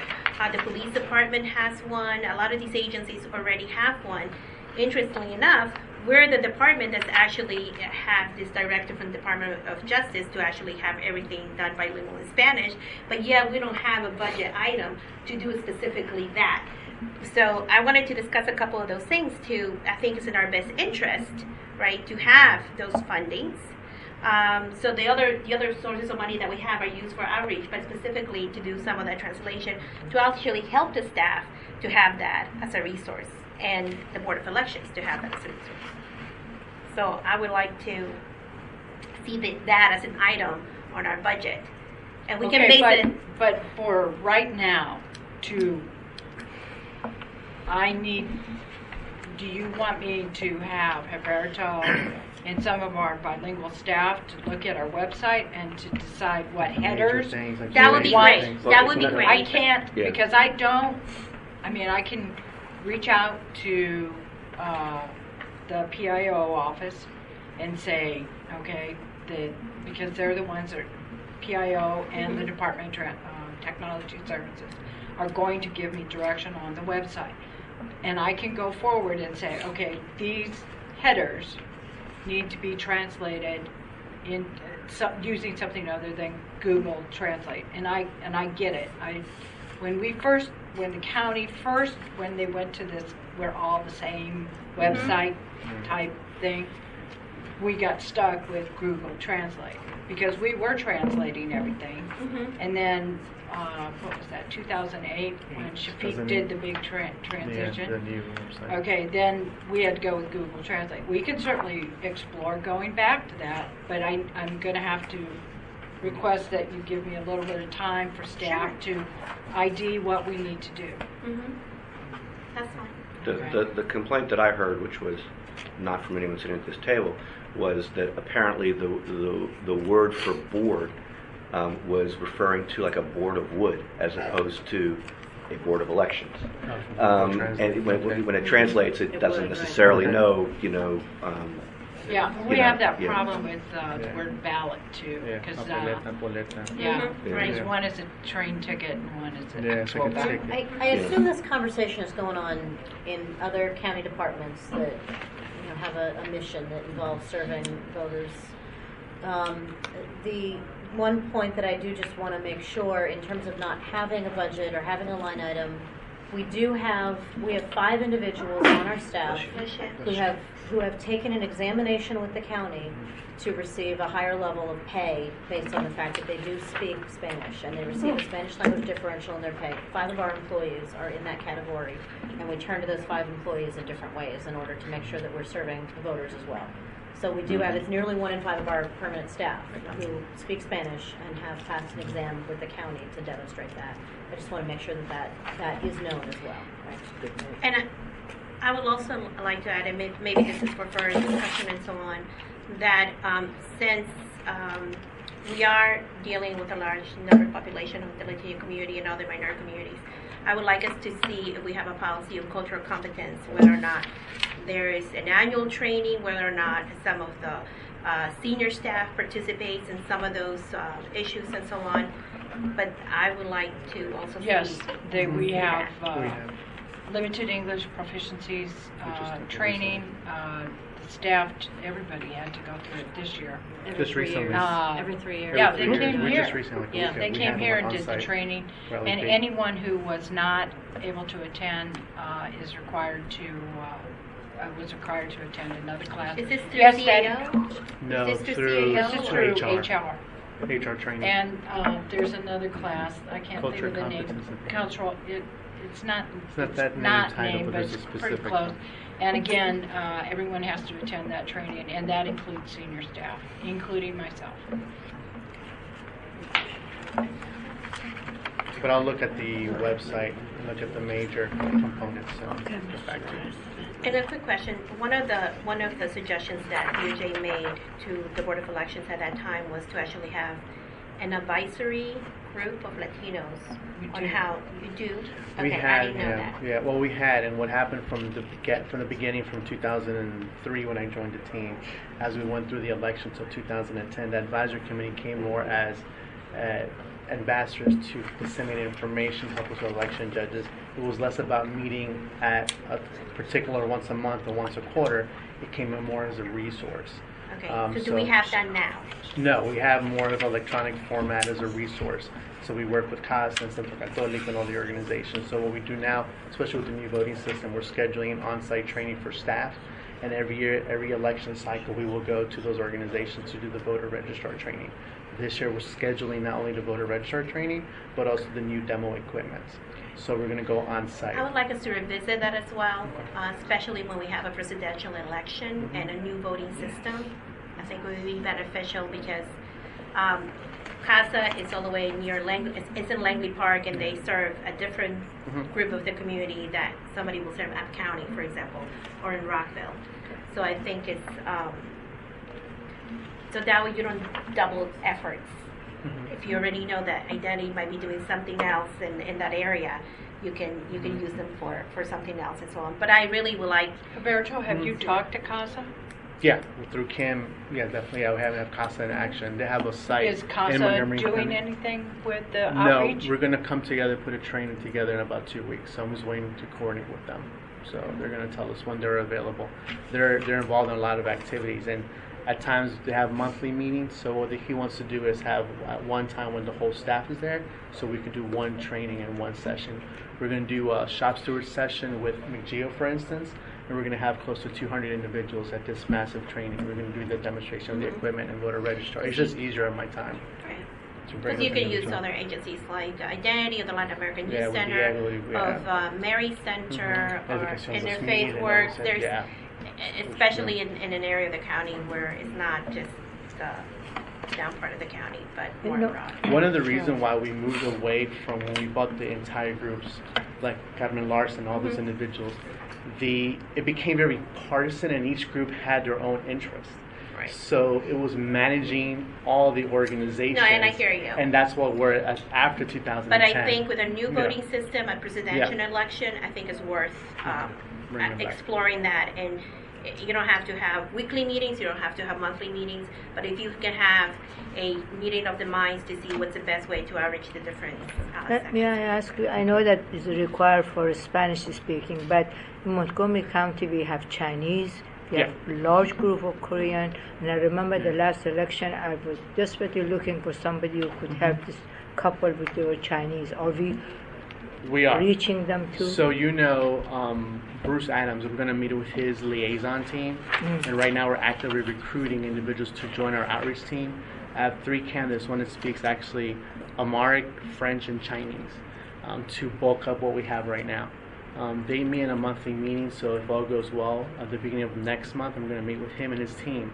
Because what happens is I need to know ahead of time all the different cultural activities around the county. They have one master calendar, but by the time they start promoting the master calendar, it's kind of late for us to incorporate ourselves into that. So what I want with Mr. Adams is that they give us the calendar in advance, and we could say, okay, all the events that you have 2 tables for us. One table is going to be exclusively voter registration, election judge recruitment, and future vote promotion, and then the other one will be demonstrating the equipment, but also have access to an electrical outlet. So, for example, we were at the World of Montgomery this weekend, and we set forth kind of the requirements that we need, including electricity. We didn't have electricity, but we made it work. We were also at the Senior Expo, and we were at 3 libraries. So we've been having a lot of outreach activities and events. But it's just a matter of getting those ahead of the schedule. But what is good that we have added staff, and we're going to add more staff with different bilingual capabilities. Just for the record, we met this summer. We received updated information from the census related to limited English proficiency, and we were able to identify those precincts that had, and we sent that map to you that deals just with Spanish, but we also were able to identify Korean, Chinese, Vietnamese, French, Farsi, that have precincts that have some sort of population issues that we need to be cognizant of. So what I did was I met with Allison, Humberto, Leslie, her team of recruiters, and we identified those precincts up front. And we've said, these are precincts that we need to make sure that we have individuals that possess that language. Like there's one precinct in the 9s that has 3 separate languages that have 500 or more individuals that have limited English proficiency. Now keep in mind that is census data, not necessarily voter registration data. But there was one precinct in the 9s that we had a need for Chinese, Spanish, and Korean, I think it was, that we need to have one of each of those individuals. Additionally, when we had precincts that we were able to identify that had, I guess it was 1,000. No, yeah, 1,000 limited English proficiency. Then we said these precincts need to have a minimum of 2 bilingual Spanish-speaking election judges. So we have a list, and we gave that to our recruiting staff and said, your goal for the general election is to have a minimum of 2 Spanish-speaking individuals at that precinct so that we can address the needs of that voting population. Good. Again, keeping in mind that this is census data, not always voter data. So, But there's a sensitivity there that we know. So I'm sorry. So this map was sent to us As part by of the your- Department of Justice. This not No. no. This is just from census. Okay. No, this is not from the Department of Justice. Okay. But This is We created it in-house. we created it in-house from the census data that was passed to us by the U.S. Census. What's the date on this chart? It would have been this summer. But the data was probably from the 2010 census.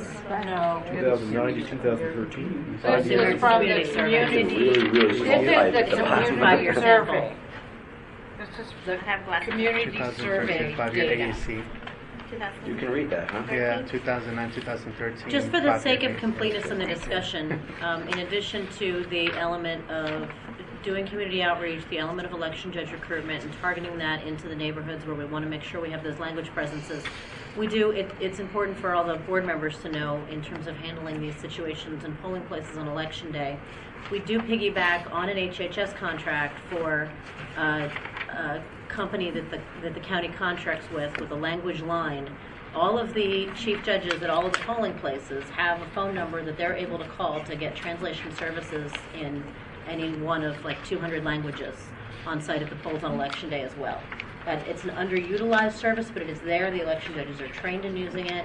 And so any time that you are out at polling places on election day and you're encountering a situation like that, that is a resource that the election judges have at their disposal to use.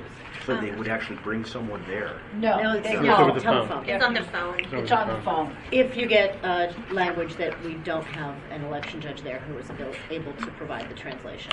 And So then the person you would get on the phone would have the ballot and everything in front No, of them? it's or- just it's a speaker No, of that yeah, I language did that it. does Yeah, translation, just tell them. verbal translation. And in addition to that, we have the future vote ambassadors, where almost a third of our students speak different languages.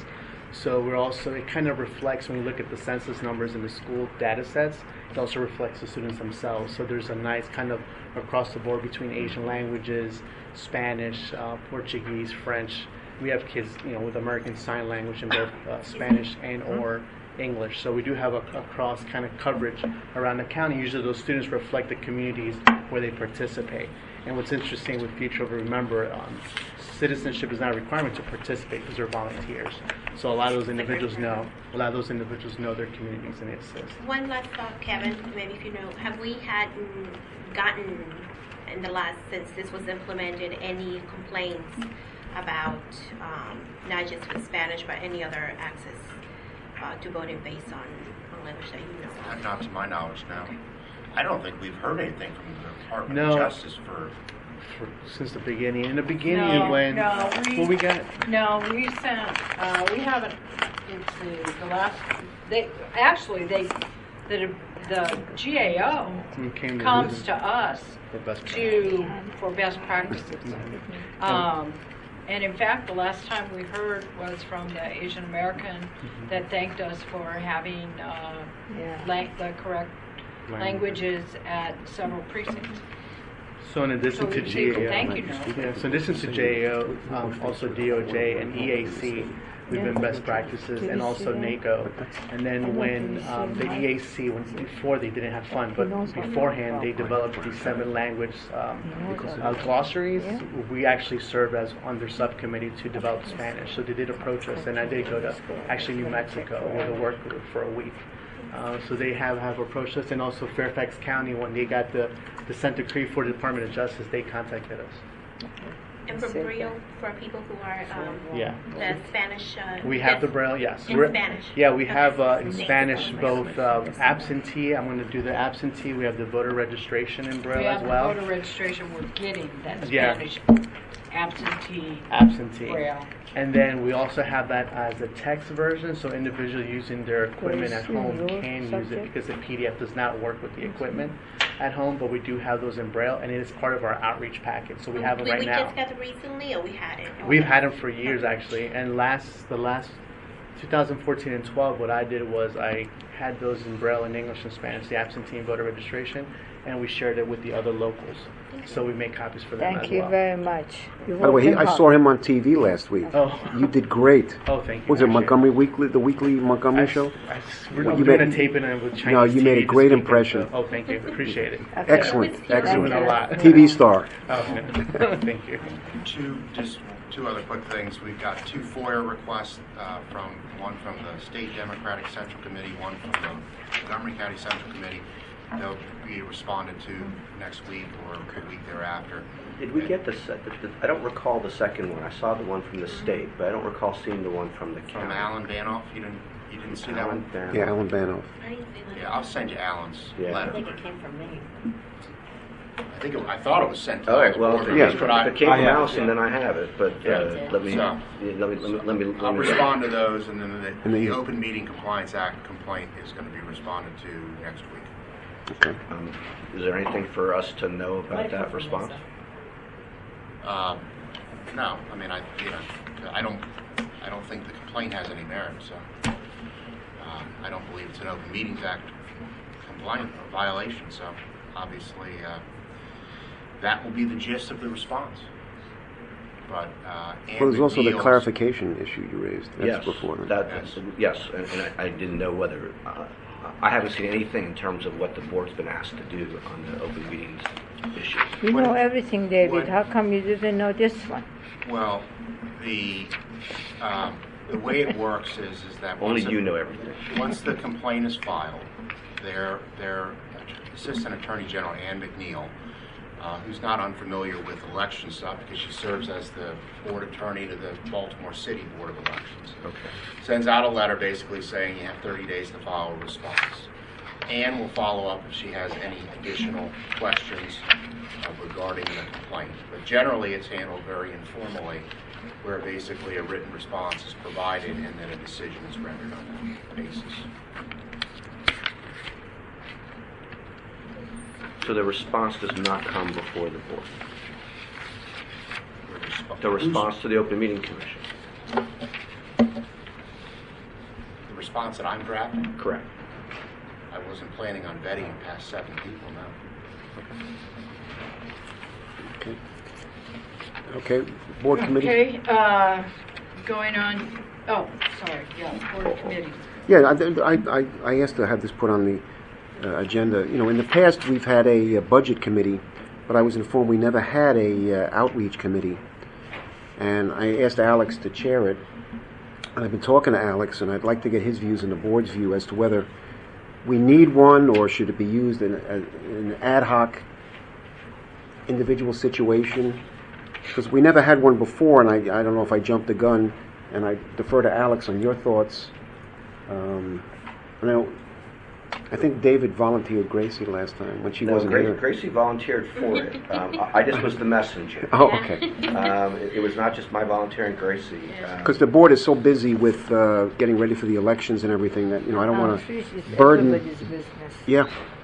Do we need it? And I'll defer to Alex. I'm not sure if we do need it. I think it's beyond something we can decide today. I mean, I really would need to give it some more thought, but I've been a little leery about establishing too many committees, only because I know how active every one of the board members are and how much information they want and how much they want to be involved in all the issues that we deal with. I think it would only do you make think sense. it'd be worthwhile you and I talking about it? Yeah, that's fine. Yeah. That's a good idea. Let's do that. Okay. I mean, I can tell you, I know that Mary Ann was very much, and I know she's out of the room right now, so I know that she was very much in favor of having an outreach committee. And I think that there's a lot of outreach that needs to be done. I don't know whether there needs to be a board committee for that to happen, but I think that I think there's a number of us who feel that there's a lot more that the board can be doing in that category. So, Alex, why don't you touch base with Gracie and let us know your thoughts. Is there any other old business? I just wanted to, the Riderwood launch event of the new voting system, 2,200 leaflets were dropped at the Shady Grove and Wheaton Metro stops before the event. Events were scheduled for the entire county that day and have been continuing since that day. We had them Tacoma Park, Germantown, Mid-County. You can, the activities that are related to outreach on the website, you can go to the website, then I sent you the link there. We've been busy almost daily. The response has been very interesting. People are a little bit befuddled when they see the paper. They're not really sure what they're doing with it. I was at the World of Montgomery yesterday, and people were willing to come up and touch it and get the tactile feel of it. We're also we've been kind of doing a side-by-side show of doing election judge, and then the other thing is that as part of our launch of the new voting system with the National Voter Registration Day, we had quite a few hits on Facebook that week. It was one of the highest numbers we've had in a long time. Additionally, the Montgomery County legislative priorities, as you may recall, several months ago, we requested that for the general election to increase the number of units leased for Montgomery County. That has been included in the legislative priorities, and in the process of trying to get that included in the legislative package, I was able to find out that the DS200, the optical scan, 1 unit to be leased, the cost is $3,500. The corrective language to permit the opening of special elections by mail, if we ever had that type of election, also was included in the legislative package, and that would allow the local board of elections, or there's also statewide procedures for a special congressional election by mail, to allow the jurisdictions to begin the process of opening, similar to early voting, which would be 2 p.m. So that is also part of the legislative package. So that is old business that I thought I should bring to your attention. No, thank you. Okay. All right, Mark, you go to 2000. New voting system. Right. Okay, the mock election is actually it's wrapping up right now, but today was the launch of early voting day 1 and 2. The mock election started last week, October 14th, and it will go through Monday. The current mock election, the test has been scaled back. Originally, the test was going to be a very broad test. Instead, it's really been narrowed. We did create an election. It's the 2012 presidential primary. Yeah, the presidential primary. Scaled back. And so we're using that as our mock election database. The test included downloading the election from the state board to the local level, to the local server, and then it transmits up to the workstation. So that process we spent several days doing. We also tested the content of the conducting the election instruction manual.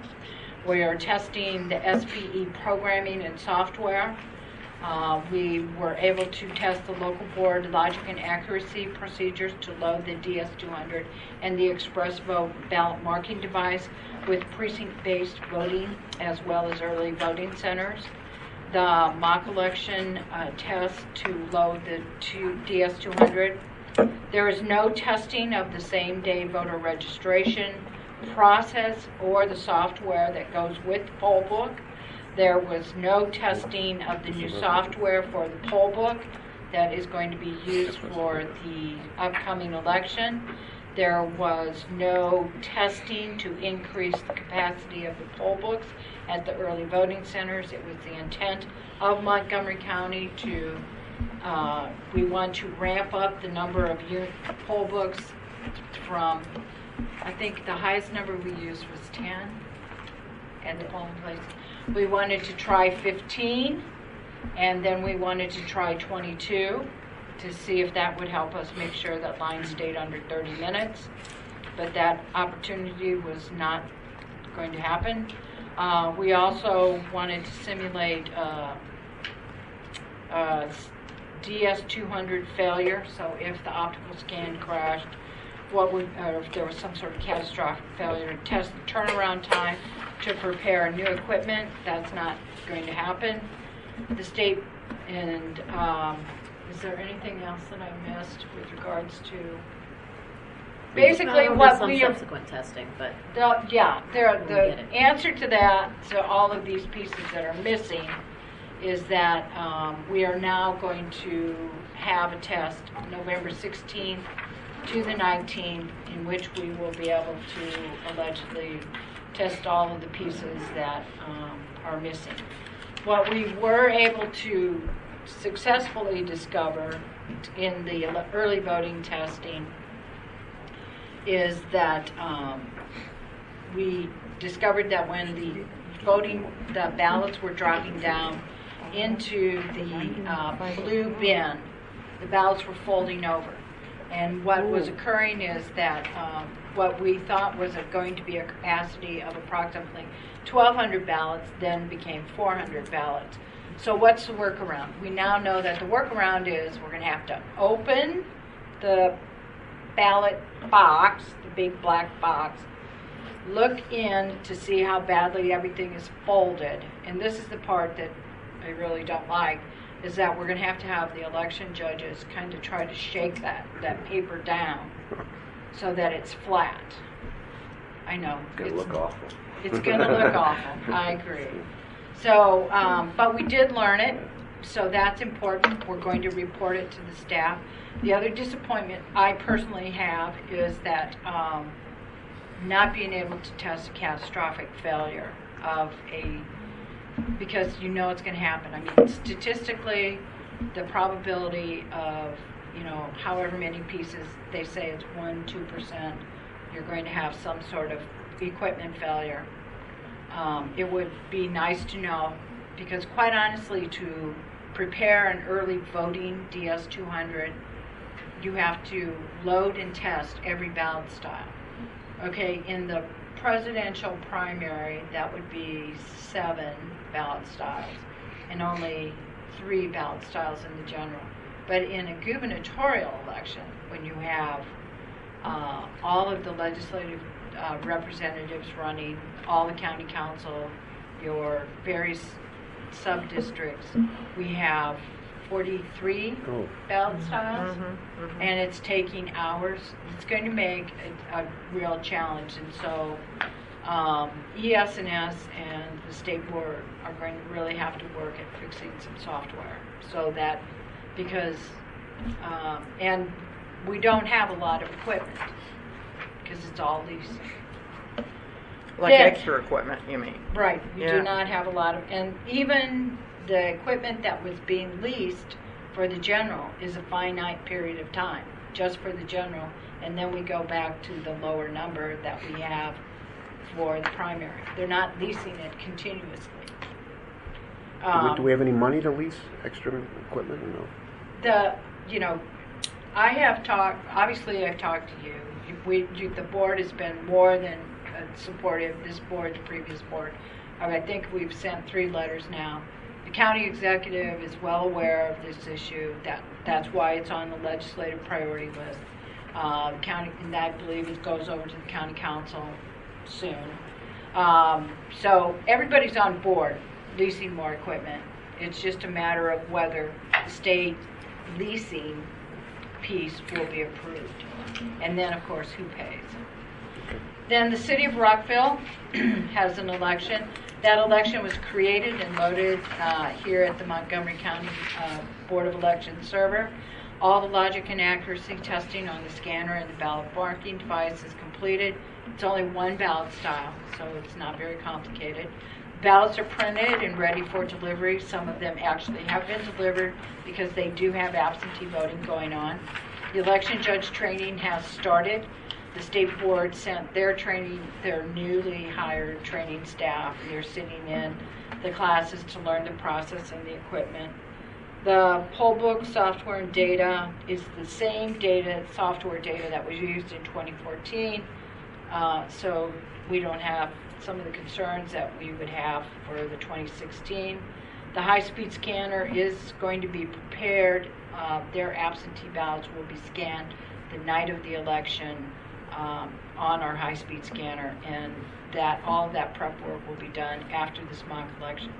And the contract between ES&S and SBE with the city of Rockville was signed last week, and I believe it went over to ES&S and SBE last week.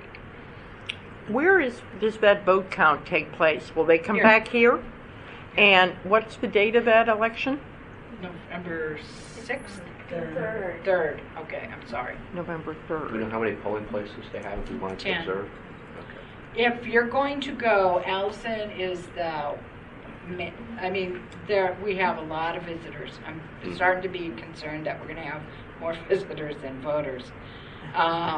We have a lot of visitors scheduled, so if you're interested in attending an opening or a closing or just visiting, Allison is coordinating. She will send you a certificate because this is not our election. She's going to have to work with the city of Rockville to get that certificate to you to observe the process. What if we want to come here for the vote count? You can observe that. Now, the weird part is that it is the city of Rockville's election, so you're going to have to get permission from them to come into the room where the ballots are actually being hand counted or where they're being scanned, because it's their election. Who's you're the observer, they're the board. You're the flipped a little bit. Yeah. Who's actually voting in this mock election? Just staff, or how did you? Yeah, the mock election, the one that's going on downstairs. Yes, it's just staff. Some of you may recall from the Mayo meeting, originally the state was talking about supporting some number, half a dozen or more, of pilot elections in the state this year. Yeah, and now there's one. And it was cut down to one. So we have election officials from across the state hoping to come and observe in one of the 10 polling places. And we're trying to work with the city of Rockville to keep their number of observers manageable in each one of the polling places. Margaret, so that's how I enter in. I'm sorry. As it goes today, any word on is it smooth? What they are doing today, is it going smoothly? Or do we know? Yeah, it opened and closed. Of course, we won't upload the results until Friday. I think Thursday. Thursday we'll upload the results. But it's going fairly smoothly? Mm-hmm. Aside from my concern about these blue bins. With the shaking? Yeah. I mean, just the whole concept of, if you read the history of paper ballots, what is it that people do? They get their hands in that ballot box and things happen. And that's the part that I don't feel comfortable Now these are different ballots than the paper ballots. No, not in this test. We are voting both ballots. Even though in real early voting, you are going to only vote the long, narrow one. Yeah. So that could be part of the problem. There's a kind of a problem log, and so we've been entering this information in our problem log. Now, somebody did attempt to tamper when they were shaking the box. I gather that the PDF record would show what it looked like when it went into the box, right? That's correct. The optical scanner would take a digital image of it going into the box. So it could be traced back if necessary. Yes. Okay. Under new business. I'm sorry. Then City of Tacoma Park, they will be utilizing 4 poll books, and those are being prepared by the state, and that contract went over there. or Tacoma Park got a copy of the contract. They signed it. They sent it over to the state board. And the city of Gaithersburg is just utilizing the old-fashioned paper precinct register. All right. Polling place review? Polling place review. Chris. We added delegate cards issue, did we? Allison. You have a copy in your packet of an email received yesterday from Delegate Carr. I have copies. We don't have his in Chris's presentation. I do have copies of the maps of the precincts involved in Delegate Carr's request here that I will hand out. I want to draw your attention while Chris is getting the PowerPoint set up, and I overheard a little bit of discussion earlier about the possibility of having some of these wait until the next board meeting. I want to draw your attention to this document, which is also in your packet. It's a list of 3 situations that are drawn out of this master list. This master list is a whole bunch of polling place changes that Chris is going to review with you, but really 3 of them are not just polling place changes. They are also boundary changes. When you do boundary changes, there's a really significant amount of staff work that goes on after the vote by the board in order to get the GIS systems all set up and interfacing back and forth with the MD voters, our election judge module. The State Department of Planning gets involved. If you are going to act, whatever you decide, but if you're going to act on something that involves changing a boundary, we ask that you please consider that, if possible, vote on that at this meeting, which will then allow us to move forward with the staff work on it. I will also note that in addition to these 3, one of the 2 scenarios that Delegate Carr put before you would also involve a boundary change. And so when we get to that one after Chris's list, then that would be his proposed boundary shift between 04 and 08 and moving that line down to Strathmore Avenue. That too, we'd have to get GIS and state planning involved in making that happen. If those systems are done, then we have a much smoother launch when we do our mass election judge recruitment effort starting December 1. If we're kind of going back and working over ourselves and having to do a lot of manual corrections after that point, life gets a lot more complicated for the staff. And so we'd really like to get those votes taken at this meeting. So what we're looking at today are changes from the last This election. is a master list of all the polling place changes that Chris is going to review with you. She's going to go through all the polling place changes.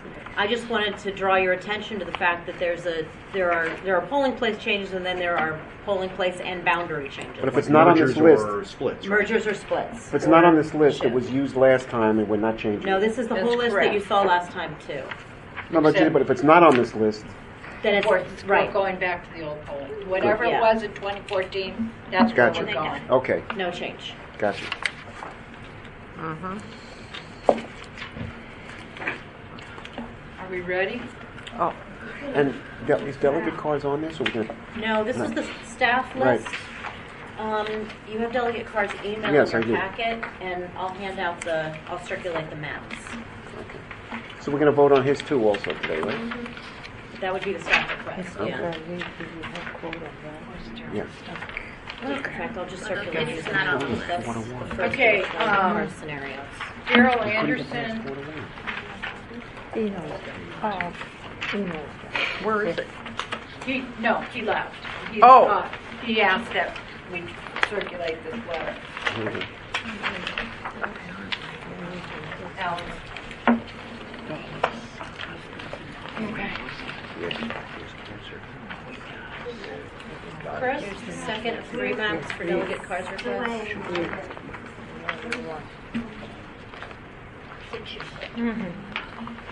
Oh, this is regarding, okay.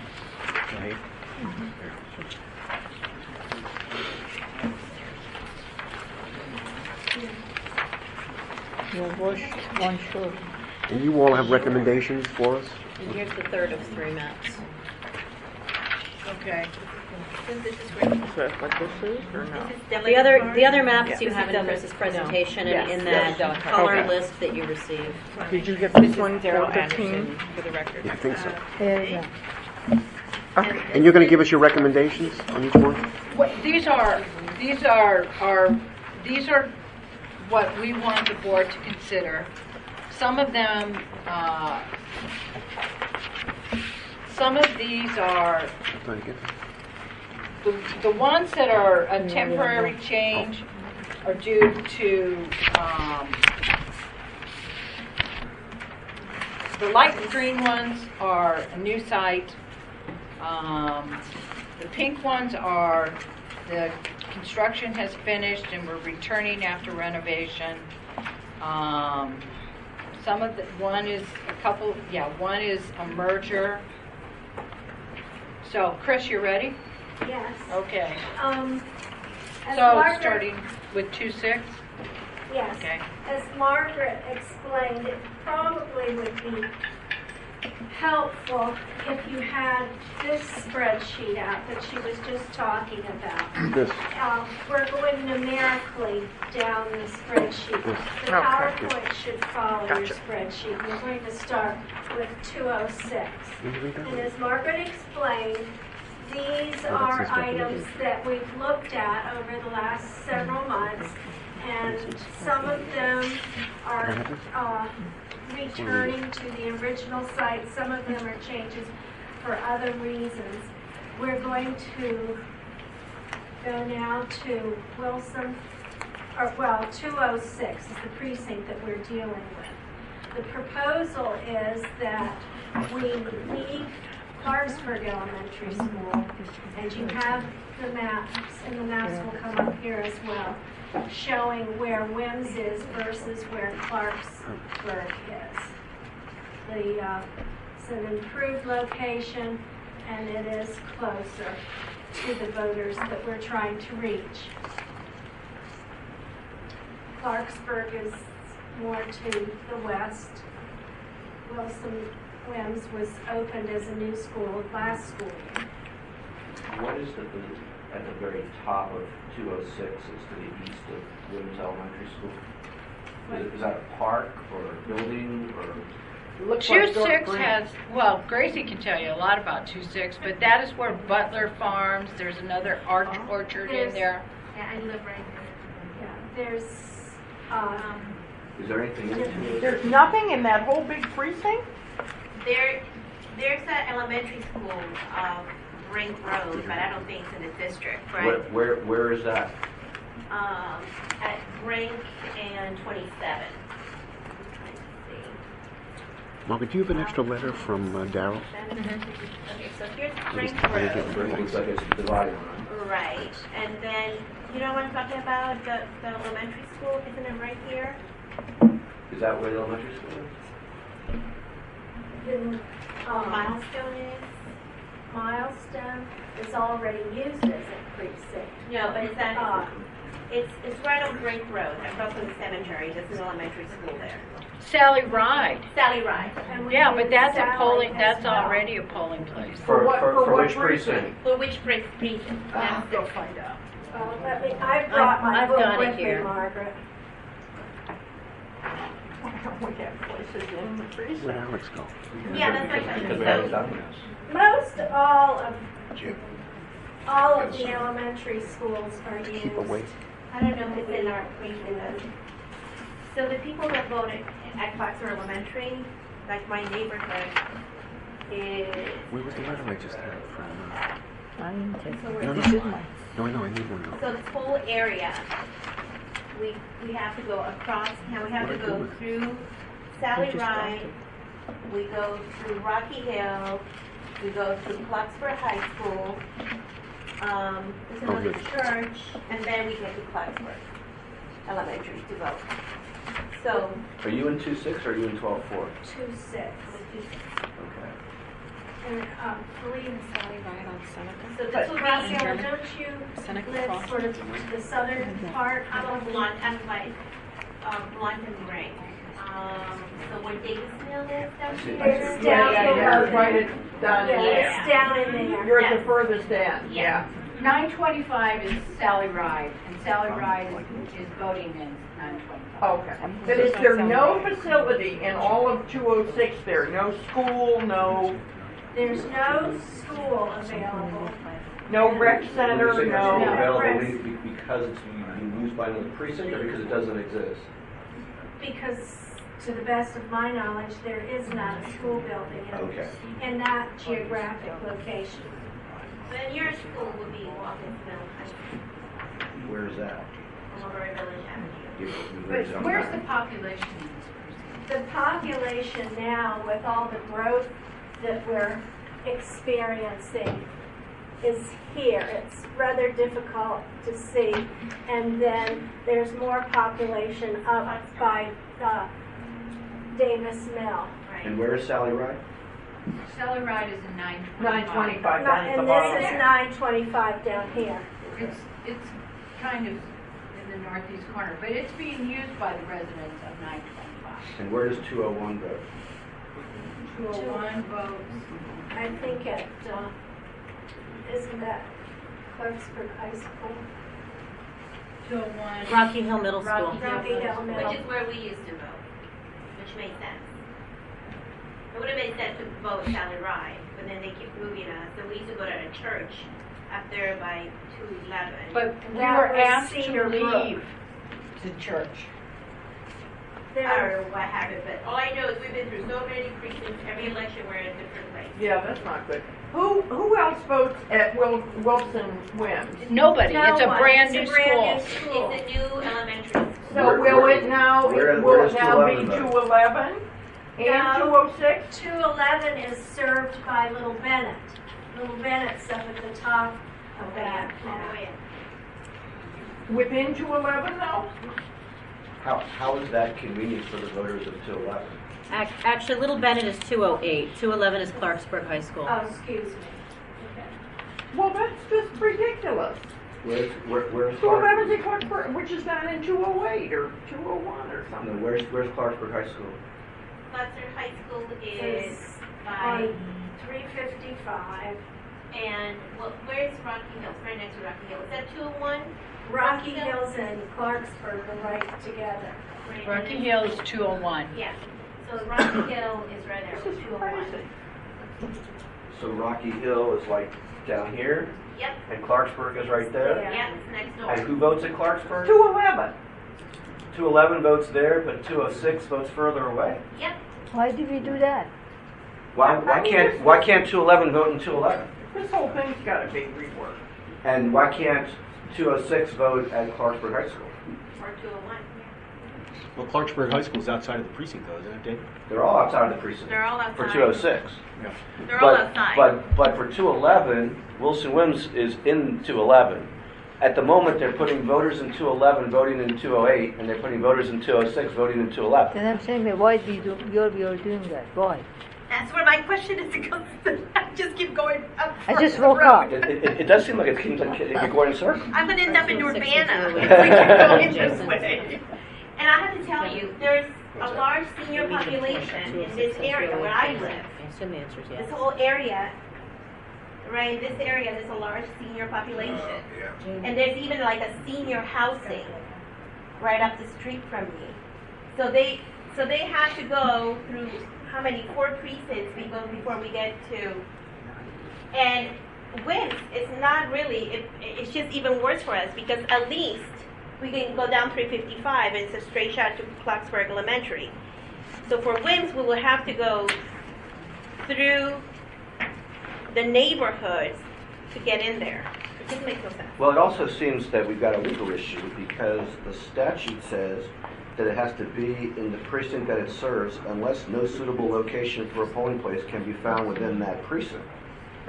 And I'm guessing that for 211, they have a suitable place in that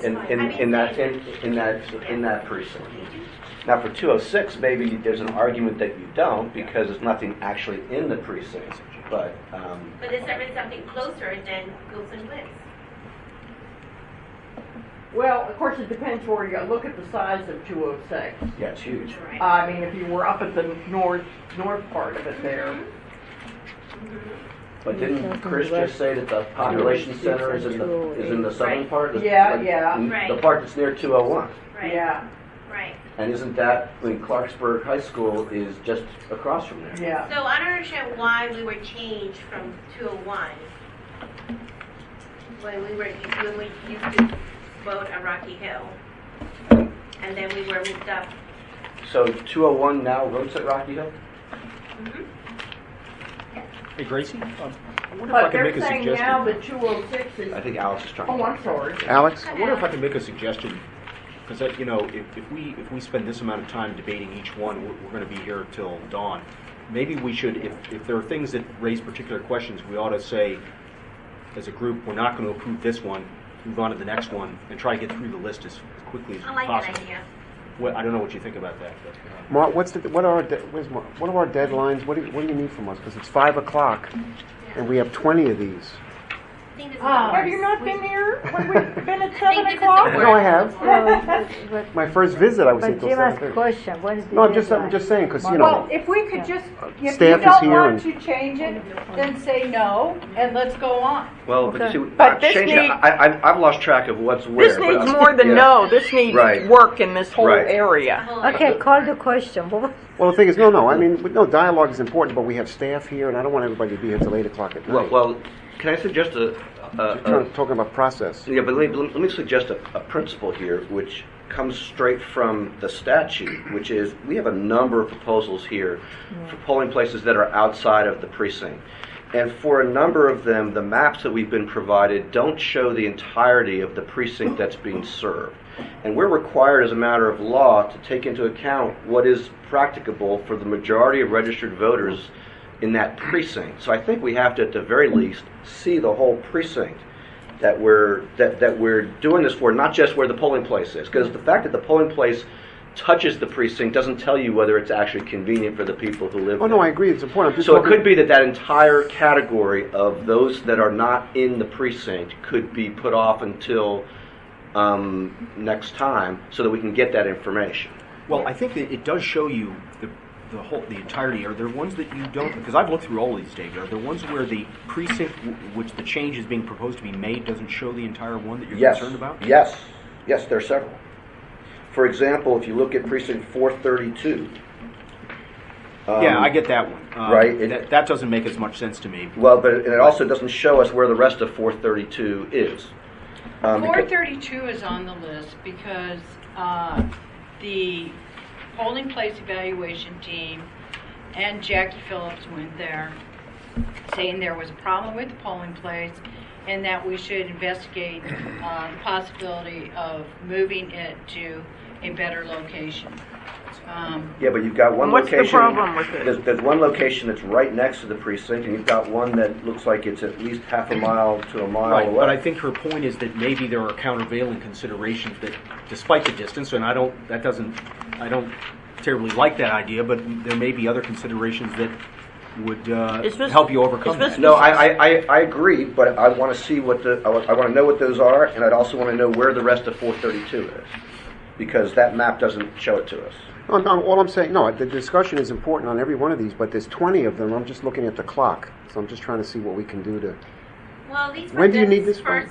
for the first one, I think the staff needs to reassess the whole area. Yeah. But honestly. And I know there's district issues and I know there's legislative issues and so on. It's not the case in all of them. So unless you want us to discuss it all over again. But I think if you can reassess. Okay, so in order to move through this list, you would like us to reassess the polling places in the area of 26, 211, 29, 28, 21. Everything that's encompassed, at least in that part of the map, with the advice, if you will, from the board, and correct me if you all have other thoughts, that where practicable, we would like the polling place within the actual precinct. If there is no such facility, then the closest facility that would to that precinct. Well, to the majority of voters in that precinct, not to the boundary of the precinct. Right. Well, that's true. Because the law says that it has to be as convenient as practicable for the majority of registered voters in that precinct. But you don't know where the majority is from any of these maps, though, do you? Well, they seem to. You know, you have a pretty good sense, right? Of Yes. Okay, so then, all right, so That's 2-6 can be determined. needs to come back. Candlewood number 418, this is to 419. return, 419, this is to return after renovation. Okay, From so College Garden Elementary to Candlewood Elementary. So there's nothing in 419? Well, I think what the point with 419 is that that's what was used before. Right, but I think we still have the requirement to go in the precinct if there's something that's usable in the precinct. Because it's still There seem to be a bunch of buildings at the kind of along, I guess that's 355? No, it looks like it's a railroad track or something. But there do seem to be some buildings in 419. It's just north of Goody Drive. Now, some of those are commercial businesses, I'm sure, not all of them. Okay, well, we will find out. All right, then 432, Ivy Mount School. It was suggested that facility, the specifics are,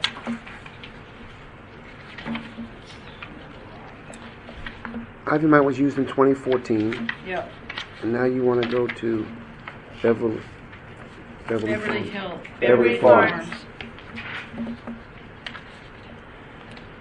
And I would want to see a map of the rest of 432 and know more, and know more about the issues with Ivy Mount. It says that it's a school that serves children and young adults with special needs, and then it says that access for special needs individuals was difficult. Now, maybe we're talking about different kinds of special needs, but it does seem you can't really tell just by that description.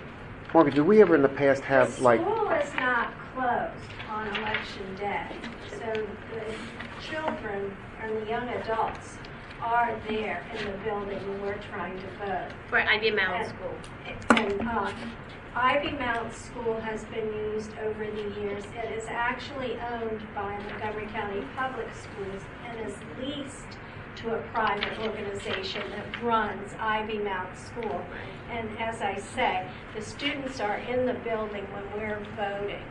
And after Jackie's review of what she felt was the accessibility of the building, we realized that we had an alternative to Ivy Mount. Can I throw out a suggestion? There was 432, besides the other is there's very limited parking due to many activities taking place during in the school during that time period. That was the other issue that was brought up. Margaret, how does this sound?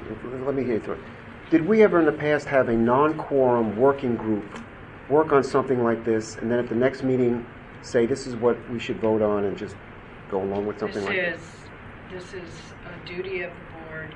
I know, but I'm just saying.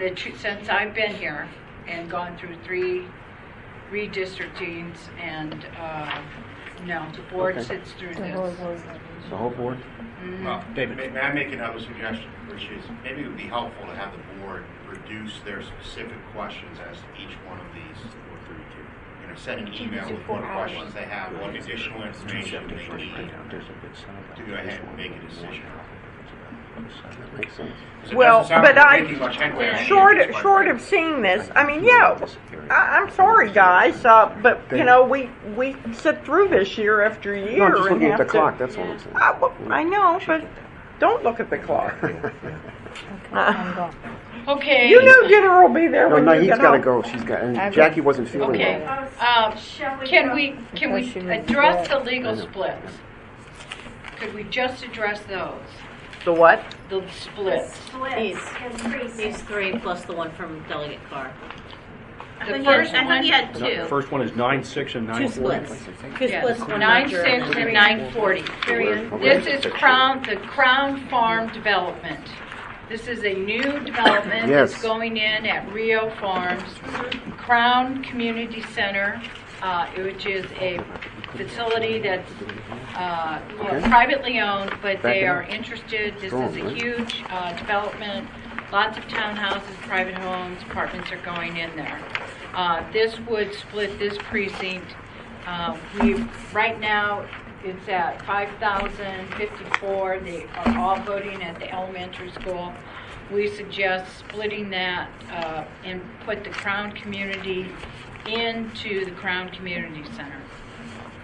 This to me seems like a no-brainer because you've got two polling places that would serve each of the new precincts that are within the boundaries. So the Field Road Elementary is catering to the whole community right now, right? That's where they would go if there was no And you're alternative. saying that Samog Highway divides that precinct currently?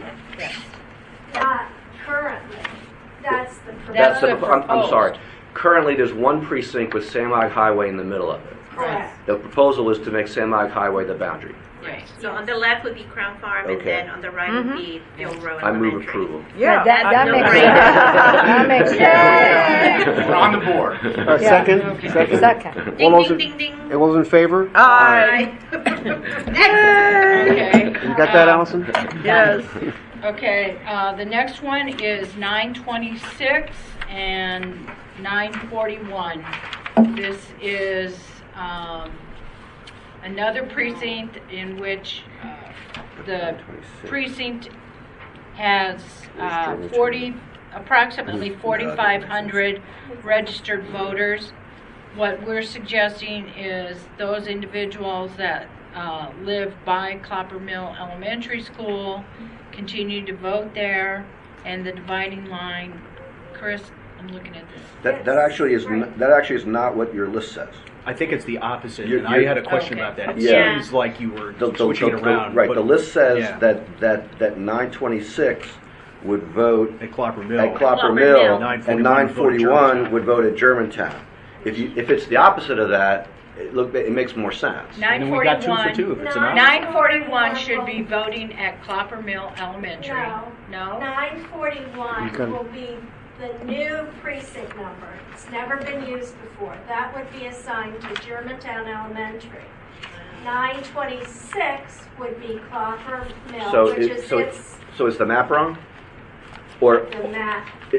my question is, are the voters of 926 who live closer to Germantown Elementary than the voters of 941 actually going to vote at Clopper Mill? No, they are voting at Germantown, and that will be 941.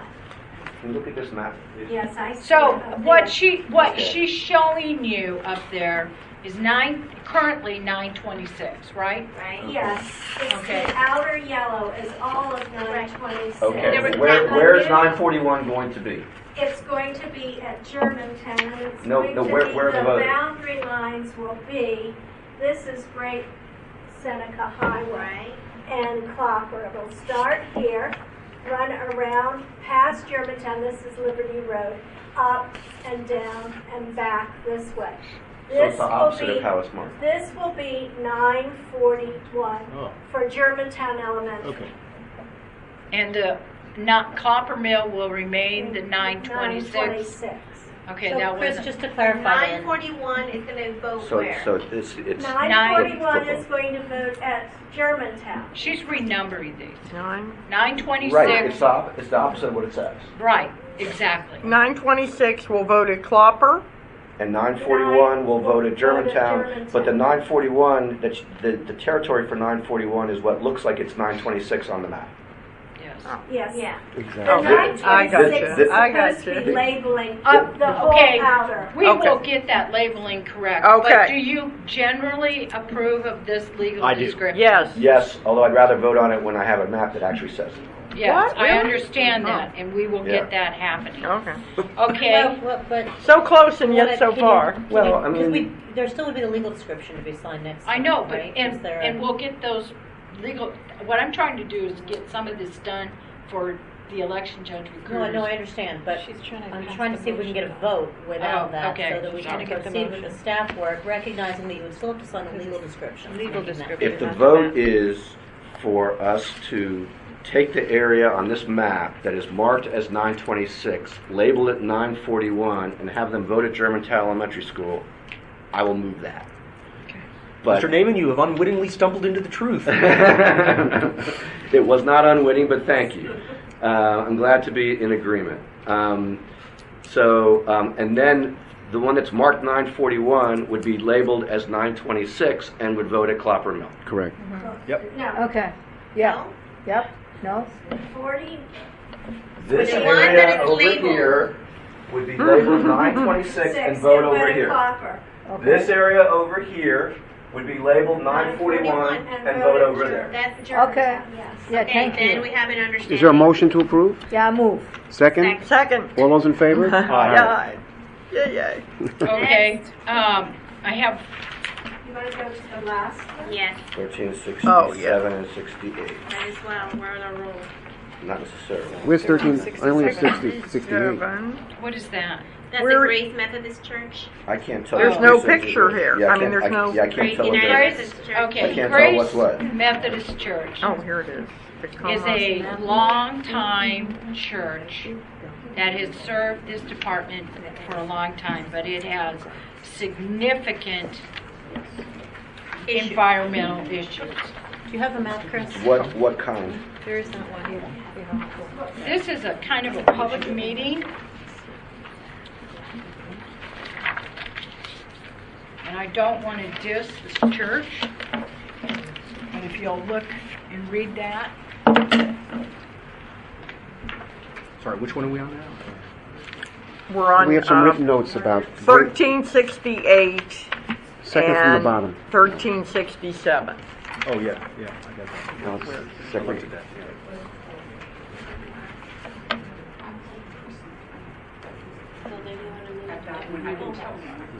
Yeah, but are they combined? Oh, I see. Yes, we are combining two precincts. There's no place else to go down there. And you're combining two precincts into a 3,800. Can it handle that number? Tacoma Park Recreation Center, yes. Yes, can handle that. What is the capacity of the recreation center? We're making 1,700 people travel further, right? Just about 3 or 4 blocks. 4 blocks at best. Point 4 miles. 0.4? Yes. Yeah, that's not less than half a mile. It's right at New Hampshire. I'm sorry, Chris. So the It's total, a good-sized recreation so the center. total number of voters would be what? 3701. That's a total for both. Yes. For the Yes. Combined. Okay. And how big is your rec center? Do you know? I don't see it. I'd have to go look. Or the square footage of the room? Yes, I don't have the exact square footage, but we don't have a good solution down there. And parking? Parking? Yeah, because there's going to be a lot of people there. That part's pretty. Usually Tacoma Park's so small. Although it's a rec center, so it should have some parking. Oh, yeah, it should. It does. There's not a lot of space in that So part. Chris, you feel comfortable that this is a good place that would You know something about it? I do. I feel it. I'm sorry? Full of I do polling place there, Okay, so? and the center is considerably better than what the church is. The church has always had issues. The previous Democratic board member and I constantly had to deal with a step. There's issues with coming into a foyer. There's heat issues. And the rec center has worked well. Water issues. Okay. So this and is a it step has, up. And the rec center also has some apartment parking kind of up above it during the day. Is if I it remember large enough? correctly. Yes, I think it's a well organized staff as well. And it's good ADA compliant. Yes, the Great. rec center. That's great. We have a motion to approve it? So moved. Second? Second. All those in favor? Aye.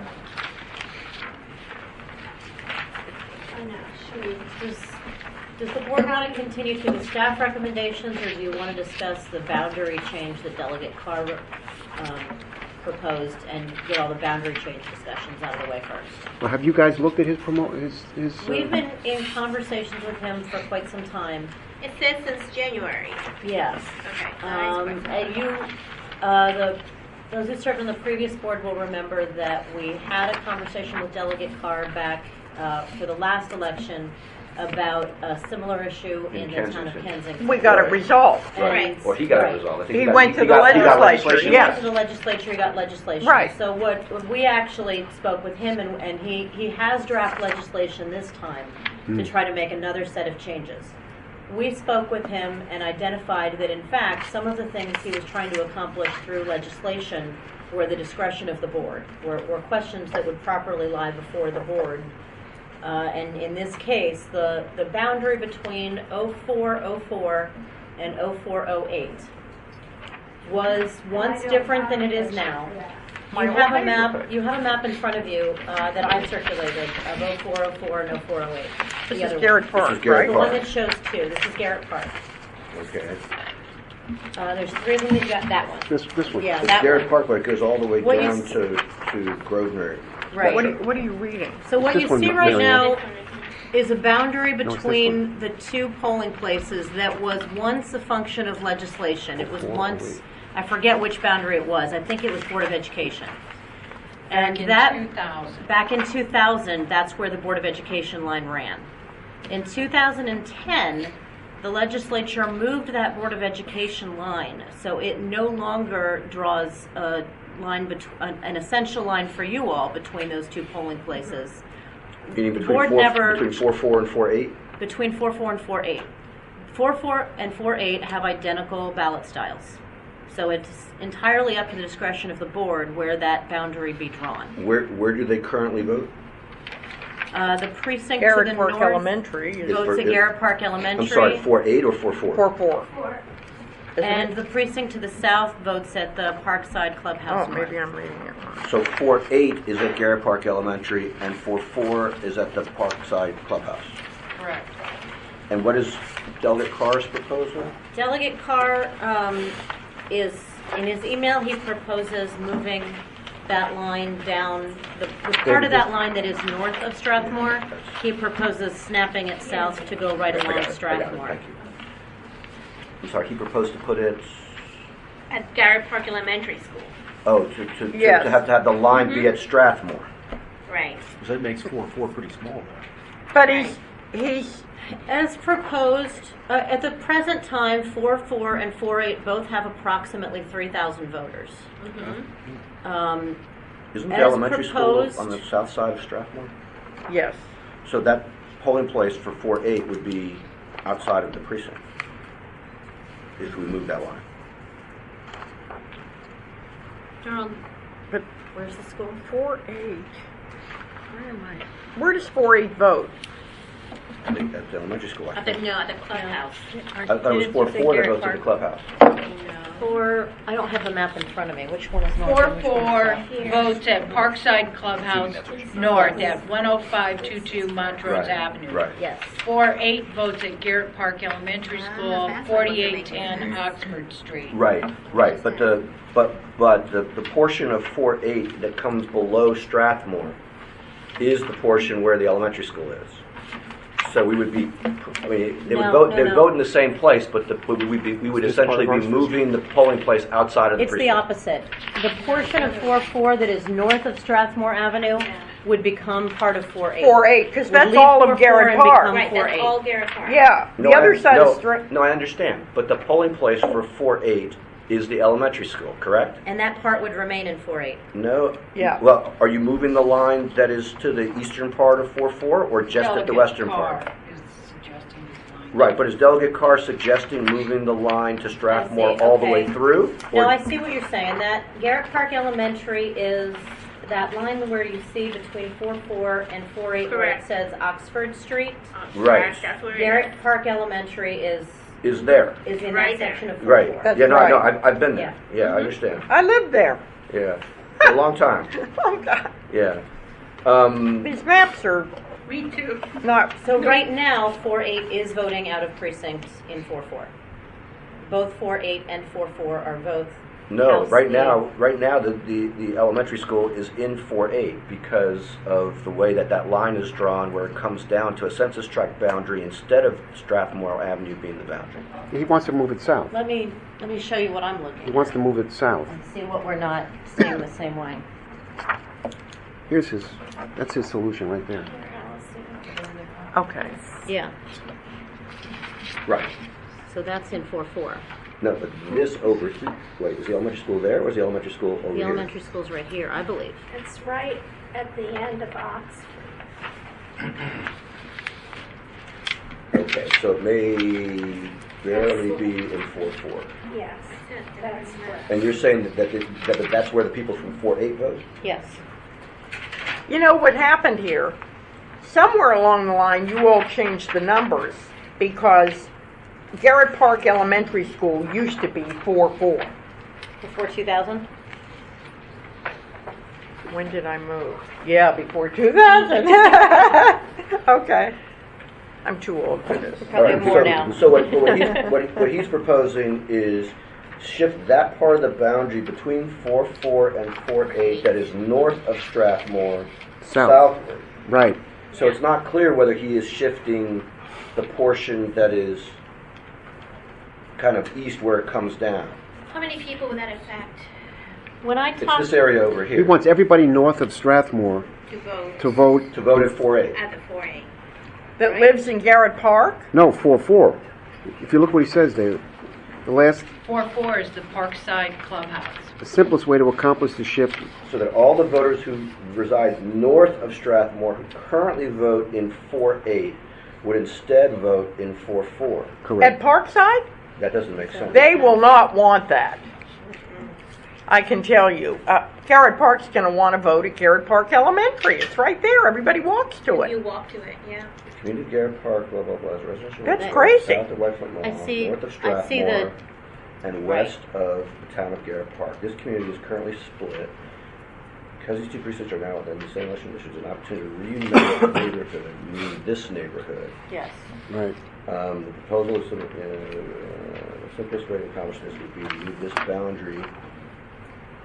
And I think he must just mean to here, because Right. this is the town of Garrett Park, and I know they will want to Right. keep. So basically, they have to keep right, that right. So intact. right. So basically, he would have everything that is. He would have 4-4 would just be Strathmore Avenue up until where that line goes south. That's near the elementary school. It would be Strathmore Avenue down to essentially, I guess it's to Beach to Rock Creek Park. Yeah. Would all be 4-4. Which is all Parkside. Right, which is all Parkside, and this area over here would vote with Garrett Park over at Garrett Park, but it would be part of this precinct.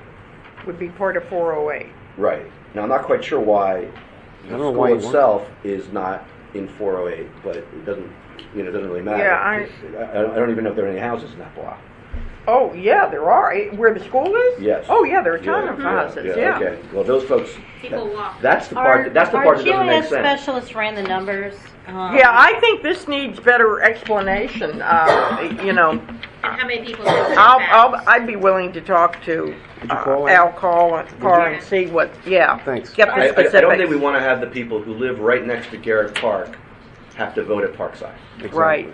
You know. They're You know- not. Do you know him, Marianne? Could you- Oh yeah, yeah, Oh, good. yeah. When I spoke with him on the phone, my understanding of his proposal, which I think, and I see where the confusion arises, but I think what he's trying to convey in that email, is that the boundary line between the two precincts would run from Rockville Pike on the west, east along Strathmore Avenue, Right. and then when it gets to that point, so it would not go north, it would just come straight along Right. Strathmore Avenue. Right. And then when it gets to that point where the boundary line currently dips south, it would continue to follow that line as Right. it currently And, stands. and I don't, in principle, have a problem with that, except for the possibility that there are people who live right next to Garrett Park Elementary School who would be voting at Parkside. Because if they can walk, if they are immediately adjoining the They're school, currently voting at Parkside, and they would be voting at Garrett Park Elementary instead. no, I don't think they would be, based on where the school is. I understand where the school is. The don't school know. is the school is to the west of that dividing line, right? There'll be people on Oxford. There are all kinds of houses on Oxford. Right. My best friend lives on Before Oxford. before Right. the This school is- and after the school. This is the line right here, right? In fact, I think, doesn't Nancy Friday live on Oxford? No, Nancy's on that side of Garrett Park, but she's down further. Right. Yeah.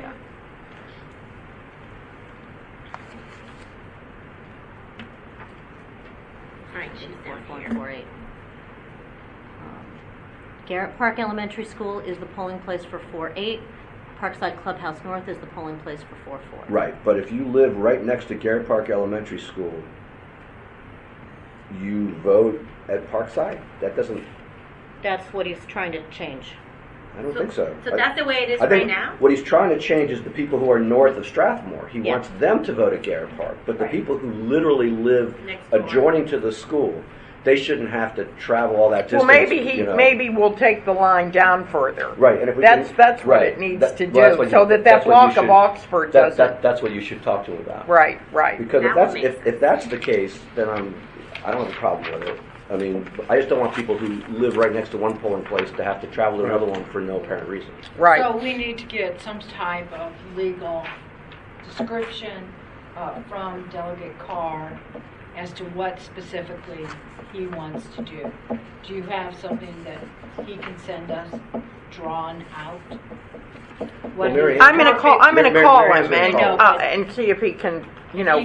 You can close the deal with Allison after Mary Ann talks to him. That's fine, but what I need from you, Allison, is a Legal visual description. of Right. the Yeah, that would be geography. helpful. Now because what he had initially sent us as a visual would have shifted the line further north up by White Flint, but that would have unbalanced. So that was the initial thing he actually was talking about doing. And we can't do that? That would be another option. Oh. He wants it south, further I south. mean, his email is proposing, after staff conversations, his email is proposing this snap down to Strathmore Avenue. Right now, they're roughly equal in population, 4-4 and 4-8. He did propose a scenario that would have shifted all of this up to where White Flint runs now. That would have put a much larger population down at Parkside Clubhouse North and a much smaller part at Garrett Park Elementary. That was not his How intent. big is Parkside Clubhouse? Not big. Not very big. Not big. I do that whenever Right. And that I don't think he wanted that community to Right, vote at right. Garrett So Park that, Elementary. so I'm sorry? And I don't think he wanted. Well, it's hard for them to get over there. They're very self-contained Right. in Parkside, No, you know. Strathmore as the line makes sense. It's Yeah, just, yeah. It's just the area next to the school. So if you do the line at Strathmore, then the population split, right as it would be amended, would have roughly 2,500 voters in 404 and roughly 4,300 voters in 408. Ooh, that's a And that lot. would be with the That boundary many running more in all the way down 408. Strathmore? That's like 1,300 Because people. where else are the Stopping at the 408 Stopping people at the coming census from? boundary. Well, you got a whole Oh, bunch. it goes up. Yeah, It goes up to yeah, Nicholson. yeah, Are you Right. kidding yeah, me? yeah, Yeah, it goes yeah. all the way It to goes- Kidding on me? Yes, 408. yes. Yeah, it crosses It's the pike. the it other goes side all of the Rockwell way. Pike from you. It crosses the pike. Although there are a lot, There's a lot of high rises there. there are high Right, rises. and they're all voting at Garrett Park. And they probably are, And White after Flint will White grow. Flint With the is Magruder, developed, Right. there's going to have to be a split in that area. How hard would it be to have a precinct that includes the area that's north of White Flint as its own precinct? Where would they vote? That's the question. Yeah. In one of those high rises? Oh, we Yeah. don't usually do that. One of the problems with getting into high rises historically is Yeah. they're only interested in letting their people into the facility. They don't want to share. Mm-hmm. Very similar to Leisure World. You have Old Georgetown School there, but I don't It's think you have a across 355. right. But I don't think do you have a public school back there? There is, but it's But 4,000 voters is a lot. I mean, I think what you're talking about is actually. Although what- Garrett Park can handle probably, Right. if that's a large facility, it's all been redone Right, and no, it's no, I remember. Garrett lots of Park- parking. Yes, Garrett Park could hold a larger number. Yeah, With it can. post- Okay, so we're going to talk to Delegate Carr Right. about the possible geographic. To get a better geographic Yeah. description. Then the last thing I'm going to bring up is the Silver Spring Library. The old library is closed. wait. I'm sorry, but he Oh. also had. He has another one. He had another Oh, he's got one. another one. Randolph Civic. His other one is more akin to the others that we have here. It's a polling place. It would be to create a consolidated polling place out of two that are currently separate. And both of the polling places that are serving that particular area are small. Rocking Horse somewhere? Yeah, that would, it's an older Montgomery County school now Horrible leased building. by Jewish day school, right? I think it's Rochenthal French School. Oh, okay. Now I this- may be thinking of a different one. This is the focus of Delegate Cry's legislation. What he's proposing to do in his legislation is to move the Board of Education boundary that divides the two of these precincts. Because he wants to reunify these two precincts. Now, at the present time, you know, that's a fairly significant number of voters in two smaller polling places. How many voters are we talking about? It's On my 415 and 426, right? computer that I left over there. Yeah, you left it over here. I haven't touched it.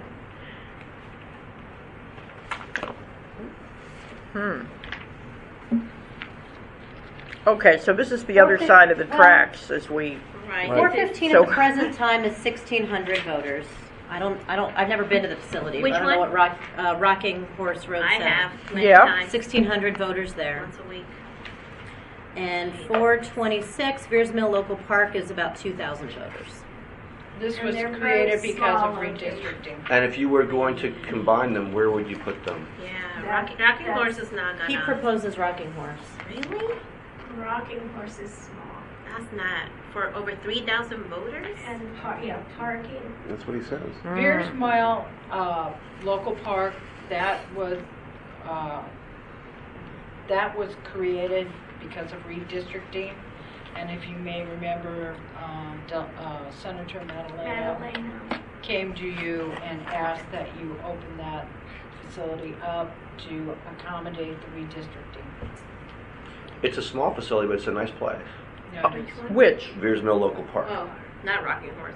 I'm familiar with the local park. I'm not familiar. I know approximately where Rocking Horse is, but I don't know. And we didn't do it then? No, We you did. created. We created the two small precincts then, rather than. But we had to do that because of redistricting. Right, because of Yes, yes. Now, And now he wants them back. This is somebody else. No, is no, it not right Delegate yet? Carr. Delegate Carr. I mean, if it requires legislation to change the districts, then we can't do it yet anyway. His proposal would be to consolidate them. We would have to treat it as a consolidated polling place. Like we do other polling places. Oh, you're saying that we would treat it as a consolidated polling place because they're different school board districts, but the Right. ballot styles are the same. Right. In order to attribute their votes So to we the would- right precinct, we'd still have to make sure they get the right ballot. All in a place that may not be able to accommodate And it. what is their problem with the facility now? Oh, which one? There's With nothing Veers wrong Mill with Veers Mill Local Park. There's nothing wrong with that facility. He just thinks it'd be nicer to have everybody together. Yeah. I think it's a terrible Kind of the way idea. my mother described grave sites. Look, there's a lot of issues with Rocking Horse, including ADA accessibility. That door breaks down all the time. At Rocking Horse? At Rocking Horse, it's an old facility. It has steps. It is old. Yes, to go that's to the front. in the front. It has steps. It's a terrible facility. It has no public transportation, and the parking is horrendous. And then that's another one where the children, I believe, are there.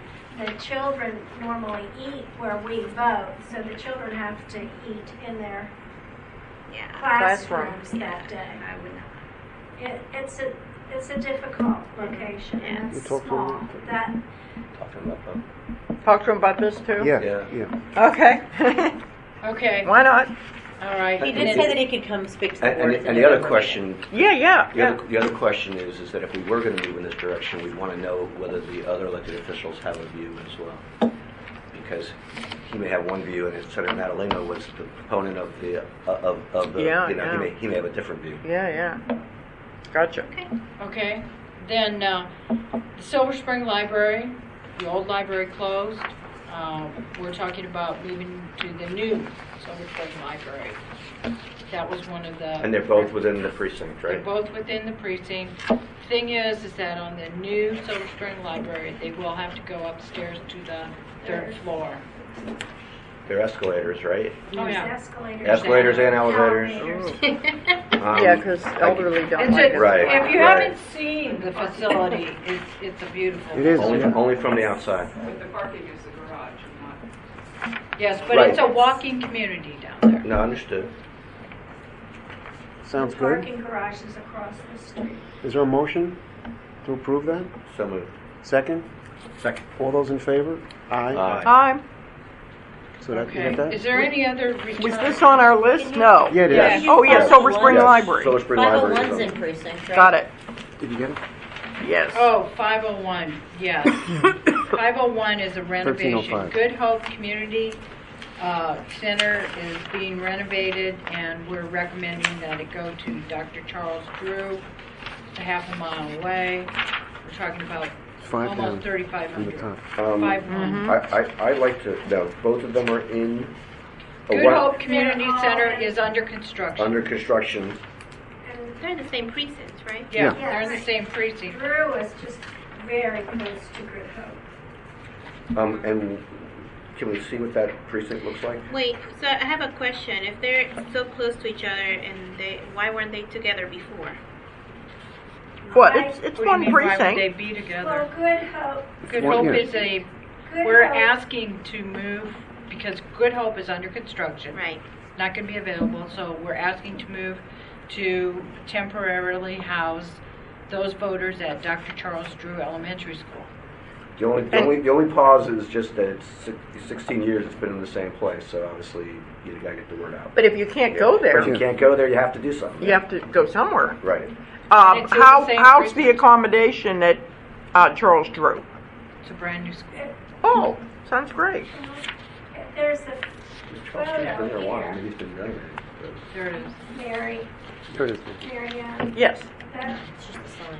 this is the building. And that's the room that we would use. Oh.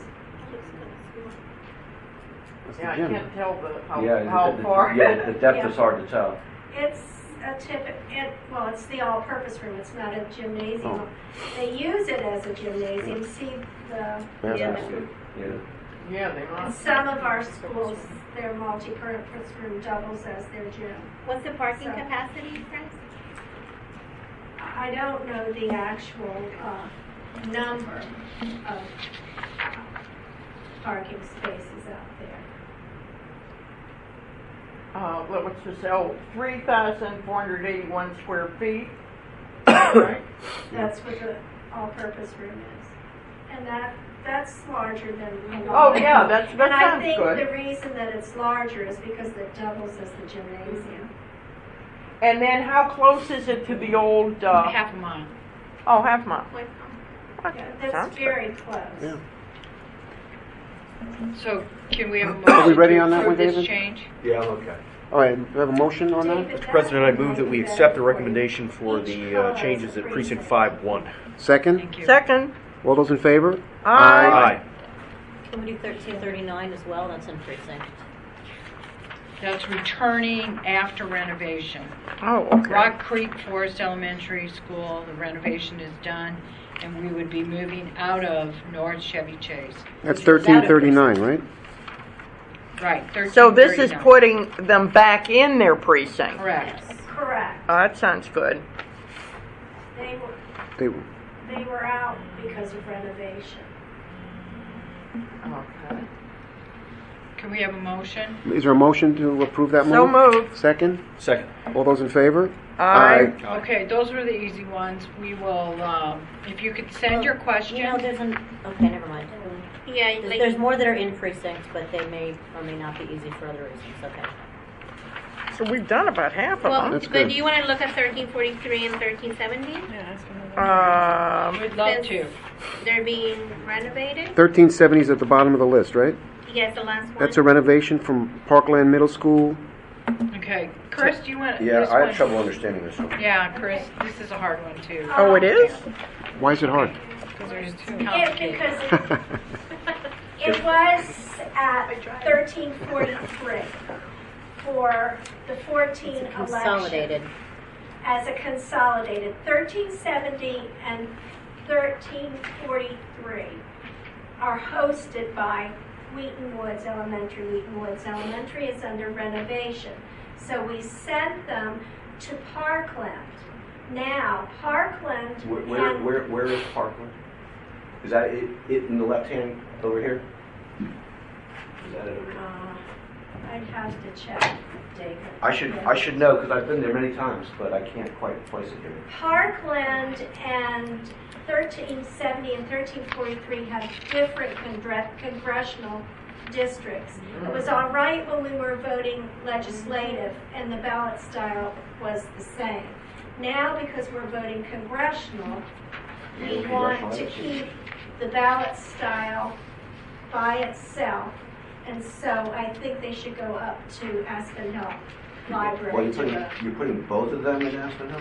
1370 is very small. has 191 voters. Oh, okay. So I'm sorry, so 1370 is it a different congressional yeah. than 1343? No, 1373 and 1343 are both in Congressional District 8. And they have the same ballot style. And what we're trying to do is avoid judges' hand, because it's a consolidated polling place.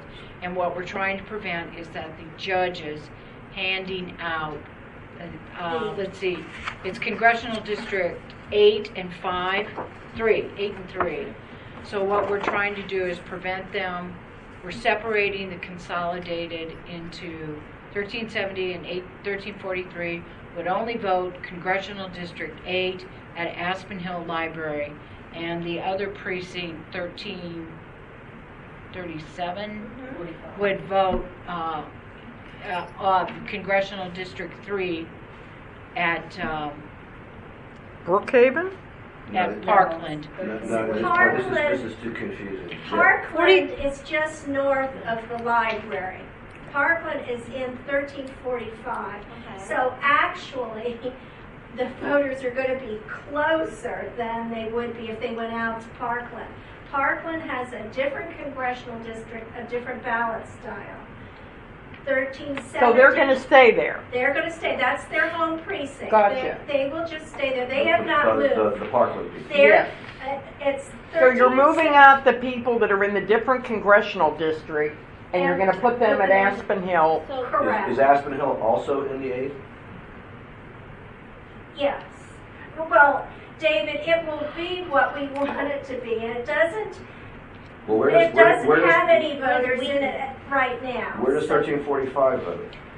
At 1345 is at the top of the map. They vote at Parkland, and Parkland is just north of, a little bit north of that 1345 number.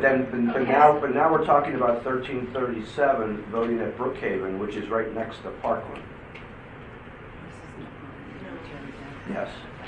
Well, Yes, because the list has that's a different. It's a different issue.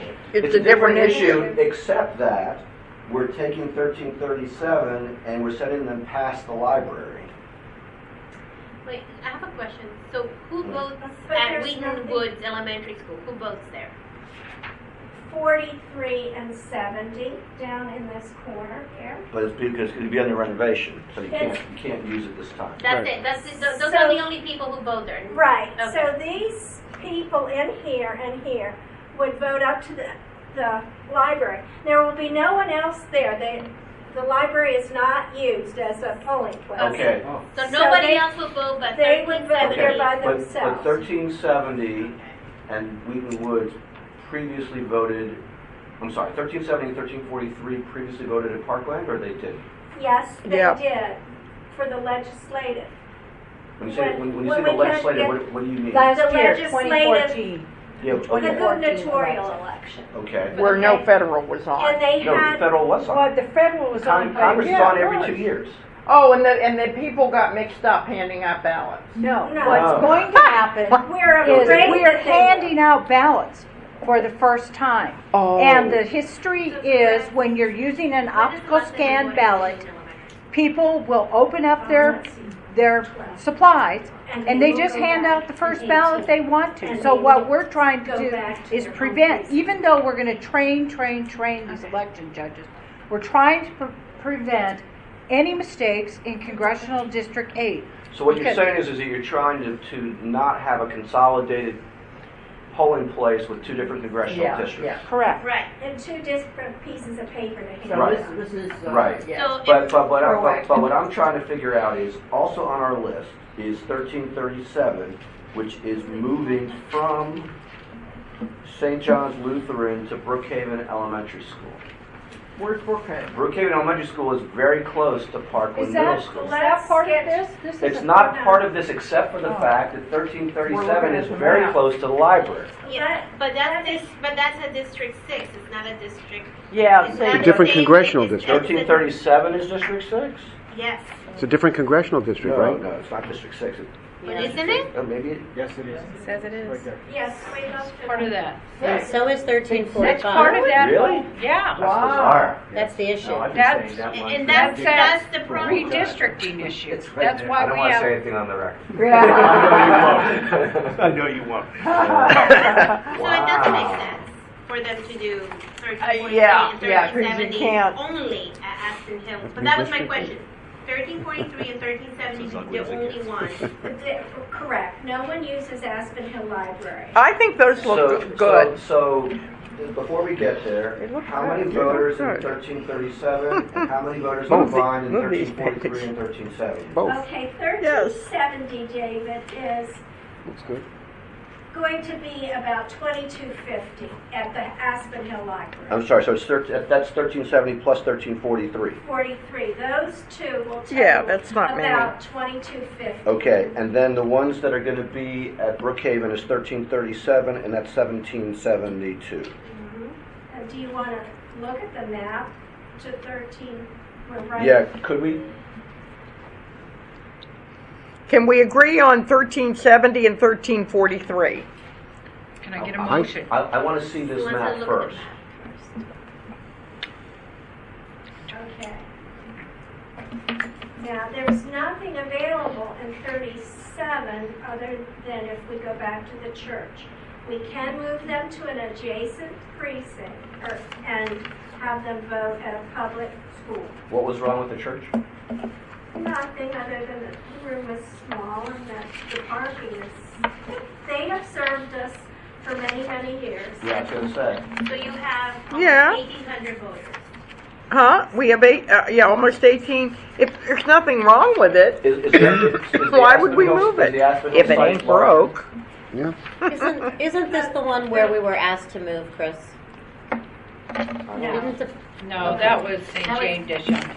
Oh, really? But we've talked to the pastor. My people. We've talked to the pastor. What's going on? They're all our people, regardless of religion. So, I wasn't talking to that. My people, I have. yeah, okay, I'm sure you were. I don't have any problems with St. John's Lutheran, except the only reason it was brought to your attention is because it is a private location. We do have an opportunity to go to a public location. That's further away. I'm showing 2/3 of a mile away. And we Well, paid 2/3 of a mile away from the $900 boundary. a pop for If you it, go right? back to the previous We paid, map, 1337 is pretty large. We already paid for it? We pay for St. John's Lutheran. How much? What'd you just say? 1,800 for the cycle, 900 per election. That's okay. Well, if you want to do 1370 first, everybody? 1330, Okay, 1343 and 1370. 1343 and 1370 to Aspen Hill Library. All right, Yeah. so we're gonna vote on the staff recommendation, Consolidating. 1343 and 1370. Do I have a Mr. motion? President, I move that we adopt the staff's recommendation for precincts 1343 and 1370. Second? Second? All those in favor? Aye. Okay, and then 1337, if you want to just strike it off the list, please do it now. I see no reason to move it. Okay, that's fine. I mean, I think that the church looks like it's more convenient. So we're gonna, 1337 is gonna stay voting at Right. St. John's Lutheran. Correct. Right. So that's off the list, That's, right? Mo? that's fine. Okay, 1330, off the list. Okay, so bringing back, Is 1358 one that you could do now? 1358, That's returning to... Knights of Columbus? It's not It's not returning. Well, it's kind of returning, but after a long time. They did vote at McKinney Hills once upon a time. Oh, that's And then they went That to... was McKinney Hills, but I don't think it was really entirely the same group of people because there's It's been a lot been of a while. redistricting down there as well. So is Flora Singer where McKinney Hills used to be? Yes. Yes. Okay. Is it large enough? That's a It's big a group. new school. Big new school. Yeah, but that doesn't Okay. make it large enough necessarily. It just be new. What's the school population? I think that they would be more comfortable at the, it's 3661 David. And I think with the parking and the size of the room, they would be more comfortable at night, at Flora Singer. Can we see the whole precinct? It's over 3,000 square feet. But they're both in the same precinct, right? Yeah, they're both but, there. But I want to see what the precinct looks like. Okay. It's a half a mile difference, I guess. Yeah. Yeah, a little bit more. Yeah. Okay, this is Singer, and that's Right, but where- not showing the whole. Right, I want to see where the rest of the precinct is. If this map was hung up Because, today because Georgia Avenue is to the right over there. Georgia Avenue is over here somewhere. Because there's Forest Lawn. Well, can you find it on the big map over here? It's Here. where would it? Oh, over there. That's north of the well. What maps? There it is. There it is. Not that one. So it's actually, what do we know about where the people are? Well, we're looking at houses, aren't we? They're in 58, so this, what you're looking at is part of The other way. 58, and that's basically what the community, what the Okay, precinct looks like. but if you're over on the western side over there, can you get to the school? By the way, it's an elementary school, not a middle school.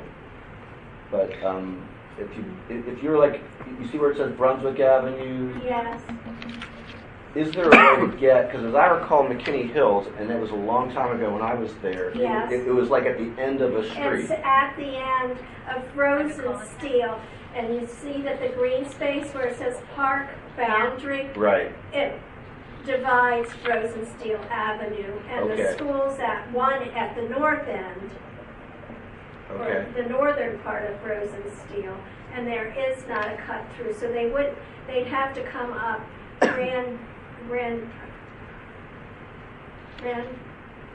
Gardner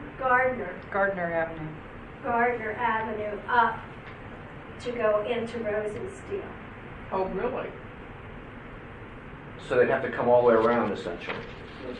Yeah. So if you live over on this side over here, to get, even though as a crow flies it's closer, you have to go down here, past Knights of Columbus, and go up Go that way. up and over. Oh, really? A half a mile. The distance between the two locations is a half a mile. Right. Right. Pliers drive Mill like runs this. east, Yeah, west, just they above just turn that. left on Rosensteel and go up there?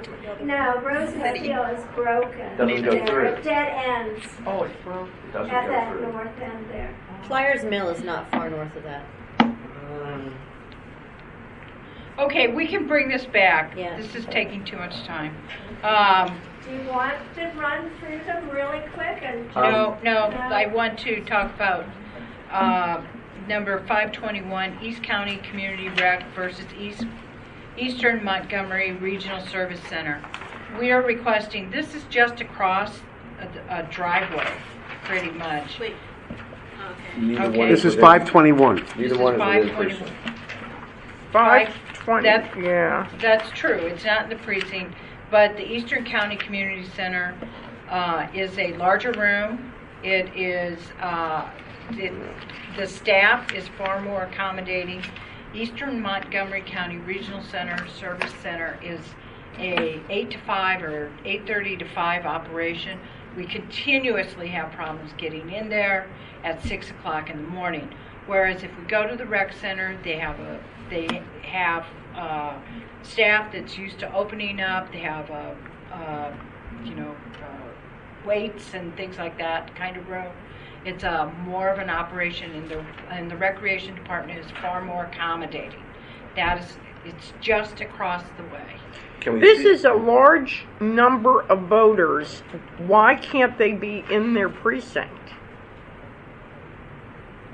Okay, we can bring it back next Well, I guess there's no other building that besides Eastern Montgomery that's inside the precinct that could serve as Is that the case? I don't know. The chart says Eastern Montgomery is not in the precinct, but the map seems to say that it is. Oh, so it must be close to the precinct. Well, I guess I want to see what where the rest of the precinct is. The precinct is right up there. 521 is north. See here in this corner? On the left, all the way up. Yes. That is the boundary to 521. The people that are from 521 are voting here in 502. They're voting now at Eastern Montgomery Regional? Right here, yes. And you want to send them to Eastern Around the corner. County Community? Yes. It's a shared parking lot. They share their parking Parking space. Oh, they do? Yes. Okay. And the Oh, wait a minute. It Okay, is the a map better we got in the kid is not location, accurate. Mary Ann, as well as this is. The map that the you have is logistics not The are maps here. are not.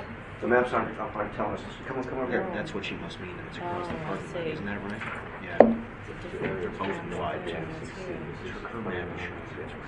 Yeah. Okay. So that makes more sense. Yeah. Yeah, it's pretty much on the other side of the building. There's a parking lot. Well, no, that's not the next door. It's moving further down. No, but they share a parking lot. It is They next do. door. That's why the map isn't good. Okay. So it's right So, right Fred, there. Yes. What road is that? The yellow? But there must be nothing. This is Briggs Chain. Brick Chase. And where is 502 voting now? 502 votes at Greencastle, which is up at this And there's nothing in 521? Greencastle. It's sort of north of here. Oh. If we went out and around Roby Road, which is where the boundary is. We can lay this over till next month. So they're in the precinct? Yes. Okay. So it's awfully darn close, David. I think it looks good. You know, having fun? They share a parking space. Yeah. I think that's I really do. I'm okay with it. Okay. Okay, we got another one. All right. This is what, So, 521? Motion is to move from the Eastern Montgomery Regional Service Center to the Eastern County Community Rec Center. Do we have a motion? 521. I so move. Second?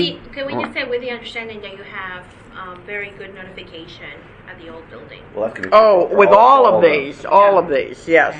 Is there a second? Second. All those in favor? Aye. Aye. Okay. Okay, so the rest of these, we will have more maps for you next month. Okay. What's our deadline on these? The deadline, well, the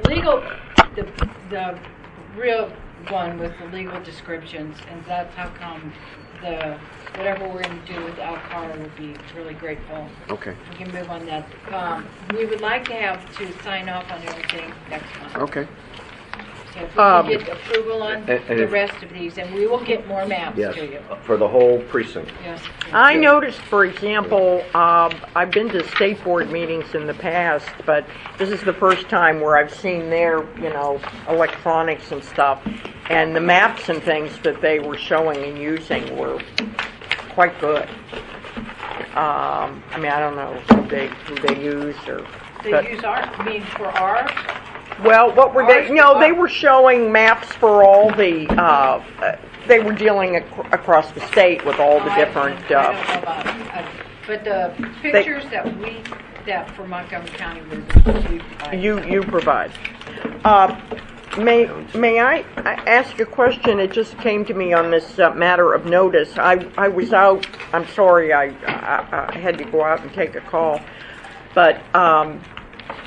Is the communications committee going to be meeting? Because I see this as an issue. The outreach? I've always been concerned about this kind of notification that we have to do when we're moving precincts to try and get something that's really going to be noticed by the occupant, the voter, announcing the change or whatnot. So I'm just thinking that the outreach committee would be a good vehicle for looking into that, maybe? We are required by law to send a voter notification card 30 days after the board makes its final notification. So if the board were to adopt whatever changes, then we have X amount of time to do that, and then we would send them, whenever the last action is fulfilled, we have to send out a notification.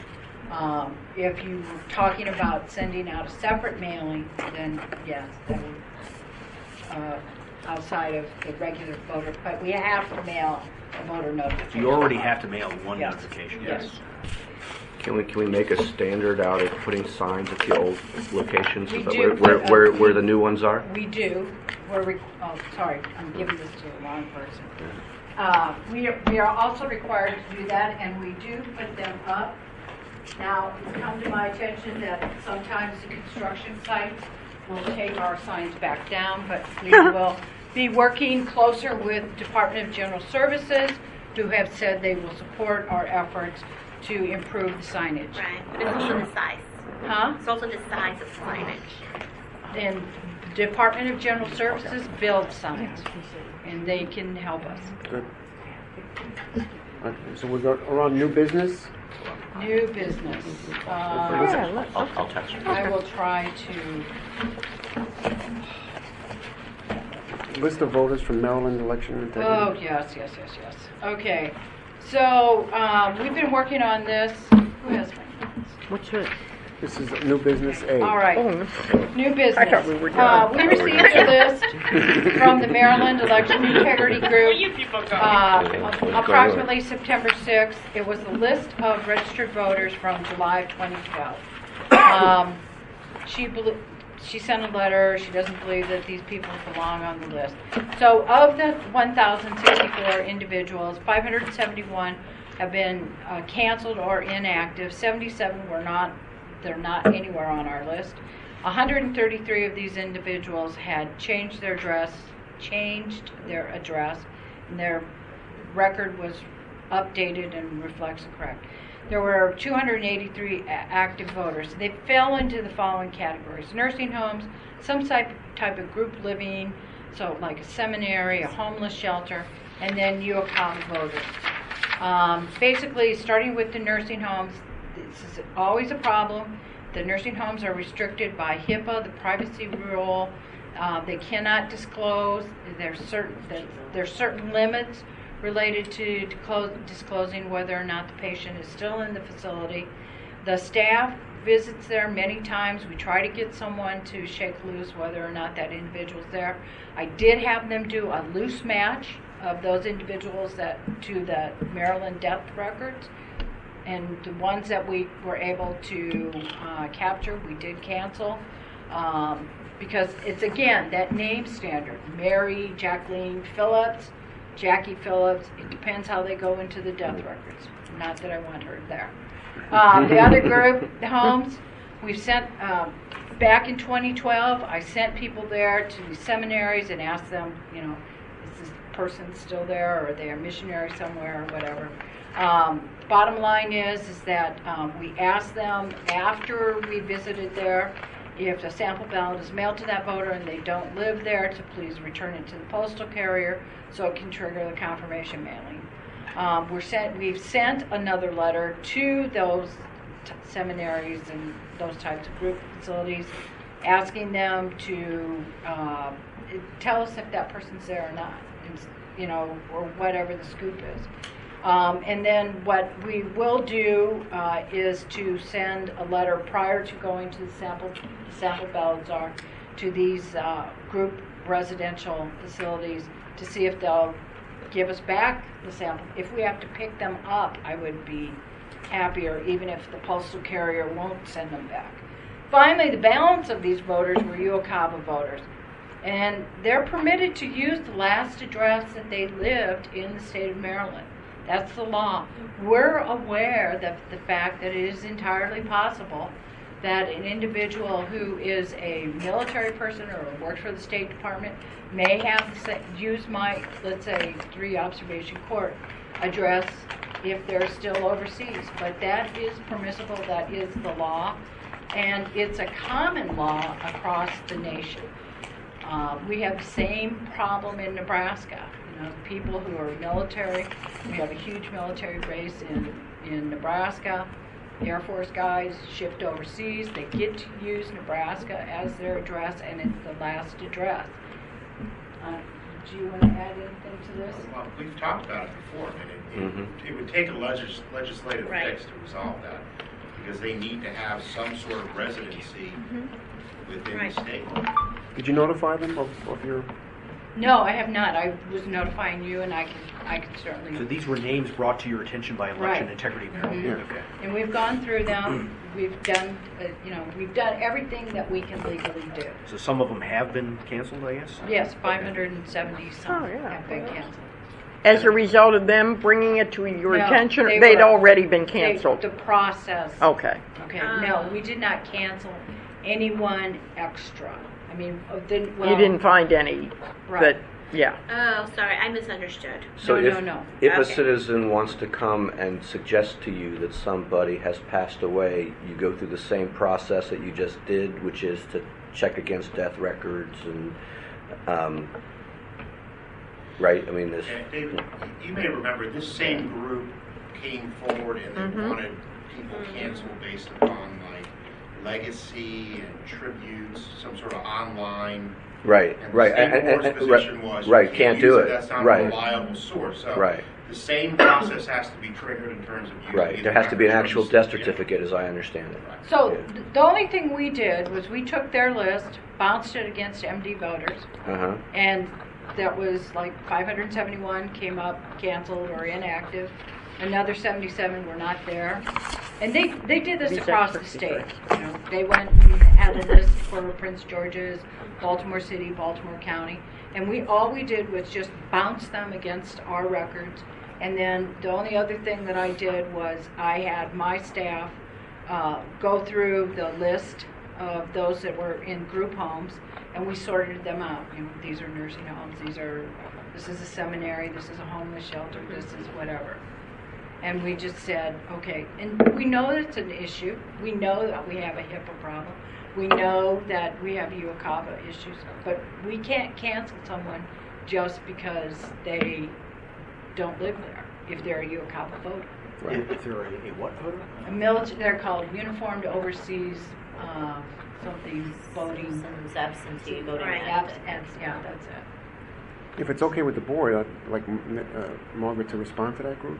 Okay, no problem. Is that all right? That's fine. Yeah, I think that's great to, I mean, indicating she's done the research and we found 500 and however many had already been removed and, you know. But we did not cancel anybody because of that. Right. Yes. If you just let them know what you researched, it's Okay. excellent. All right. That's all the new business I have. Okay, and we have future meetings, maybe next month, because a couple of our members aren't here, so. Mr. Shalik, if I may, we've been carrying this over since August, and I think that if next month we meet, we're not giving sufficient notification for our January meeting. Can we at least establish a January meeting? And before we get there, I wanted to ask something under new business. I'd like to just put on the agenda for November, if we can, a discussion of how the number of voting machines are allocated to polling places, both early voting and election day, just so we can get an understanding of how that's done. Thank you. Do you want me to have somebody from the state board here? If they're the ones who do it, I don't pretend to know exactly how that happens. I didn't know how it happened either. Yeah. It's bleak though. I'm sorry? It's bleak. Well, yeah, I'm not just talking about the overall numbers. I'm also talking about within, we're going to have 9, hopefully 10 early voting sites. How do we decide how many to put in each early voting center? Is that something we do, or is that something the state does? The state did. Yeah, they give a formula, right? The state, yeah. Okay, but the submittals that we just gave to the state board included a list of the number of machines per site. Was that our proposal? What we asked, They're not equal. we asked. Sure about that? I'm totally no, sure. they're not equal. Totally sure. They are. The state gave us a sum, a specific sum for the primary. Now, what Allison and I did was because you all agreed that that was not a sufficient number, because it's one per site, and I forget, it's 5, no, it's 2 DS200s at early, anyway, the bottom line is that we then, using EAC numbers, came up with the recommended for the general election. Now, I can give you, I'd be happy to share with you what the state says the allocation will be for the primary election. There's been a process, and there will be a process from here, but we can definitely walk through kind of both the timetable of the, Okay. there was this set of numbers, and then there was a Right. letter where we said we Ma- wanted maybe this, it would- and then yeah. the state board said that, and then we said this. And maybe it'd also help if I show you the documents that I'm talking about where there was a listing of the numbers per early voting site, and I couldn't quite figure out, why the differences, what the differences were, et cetera. So maybe I'll just discuss that with you, but then and then you can figure out what it makes sense to do, at the meeting. I just think it'd be useful for all of us to know how that happens, because I know it's a question we're going to get asked. So you wanted to set a January meeting? Yes, at least for January, if we're going to discuss it and carry it over for November. Well, the schedule. third Monday is the holiday. For both January Martin and Luther for King. both January and February. So in the past, we've done it every third Monday. Can we do it every second Monday? Because we're doing the second Monday in December. I think we've always done the January meeting the 4th. We have. Because it falls on a holiday, but traditionally, all And then board we meetings fall also on the did third Monday. also with February as well, so it would be like the 25th of January and the 22nd of February. It's a long time between meetings. Well, let's just set It's January four. because we have two members 4 not weeks. here. January 26th? No, the 25th. You said the 25th. The Monday. 25th of January. Okay, January Hang- 25th, hang on. and tentatively Hang on, February hang 22nd. on. I can't Oh, you're answer talking put it about from the tentatively. December You put it meeting. tentatively. I'm saying it from December to January. from December. You're going from the middle of December to the end of But you also January. have all those holidays. Yeah, we got the people are on holiday. vacation. But that's because also we moved our December meeting. That should have been I December understand. 20. I understand. Right. We moved Our our December December, yeah. meeting out of deference for the holidays. How crucial will January be in the scheme of things? Because we're getting awful close to, that's what worries me once we get to next year with our April election. We only have January, February, and March meetings. But you'll have the meetings, but you also will have to do your you'll have to come in. for Right. Right. Test decks, you have to come in for the first day of early voting, you'll have to be here for the last day of early voting, you'll Well- have to be here for the equipment verification. Let me So you're gonna ask have a lot you. more days. But in that early part, we don't want to be, that stuff comes a little later, that's about going to early be coming in January. March. Things that we're going to want to have a handle on early enough to, if we have to do something about.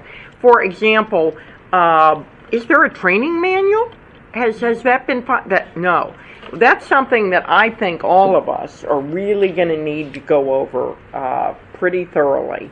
Because we've had a lot of feedbacks in recent elections with training problems, let's say, and people that didn't feel that they, had a good enough grasp on things. And I think that the training manuals, because it's something that people are going to take off with them as well as what you're going to train on, is something that we really should have an opportunity to look We'll closely be at. happy to send it to you as soon as we get it from the state board. Okay. When do you think that'll be? I don't know. Really? You're worried about it? I'm worried about a lot of stuff.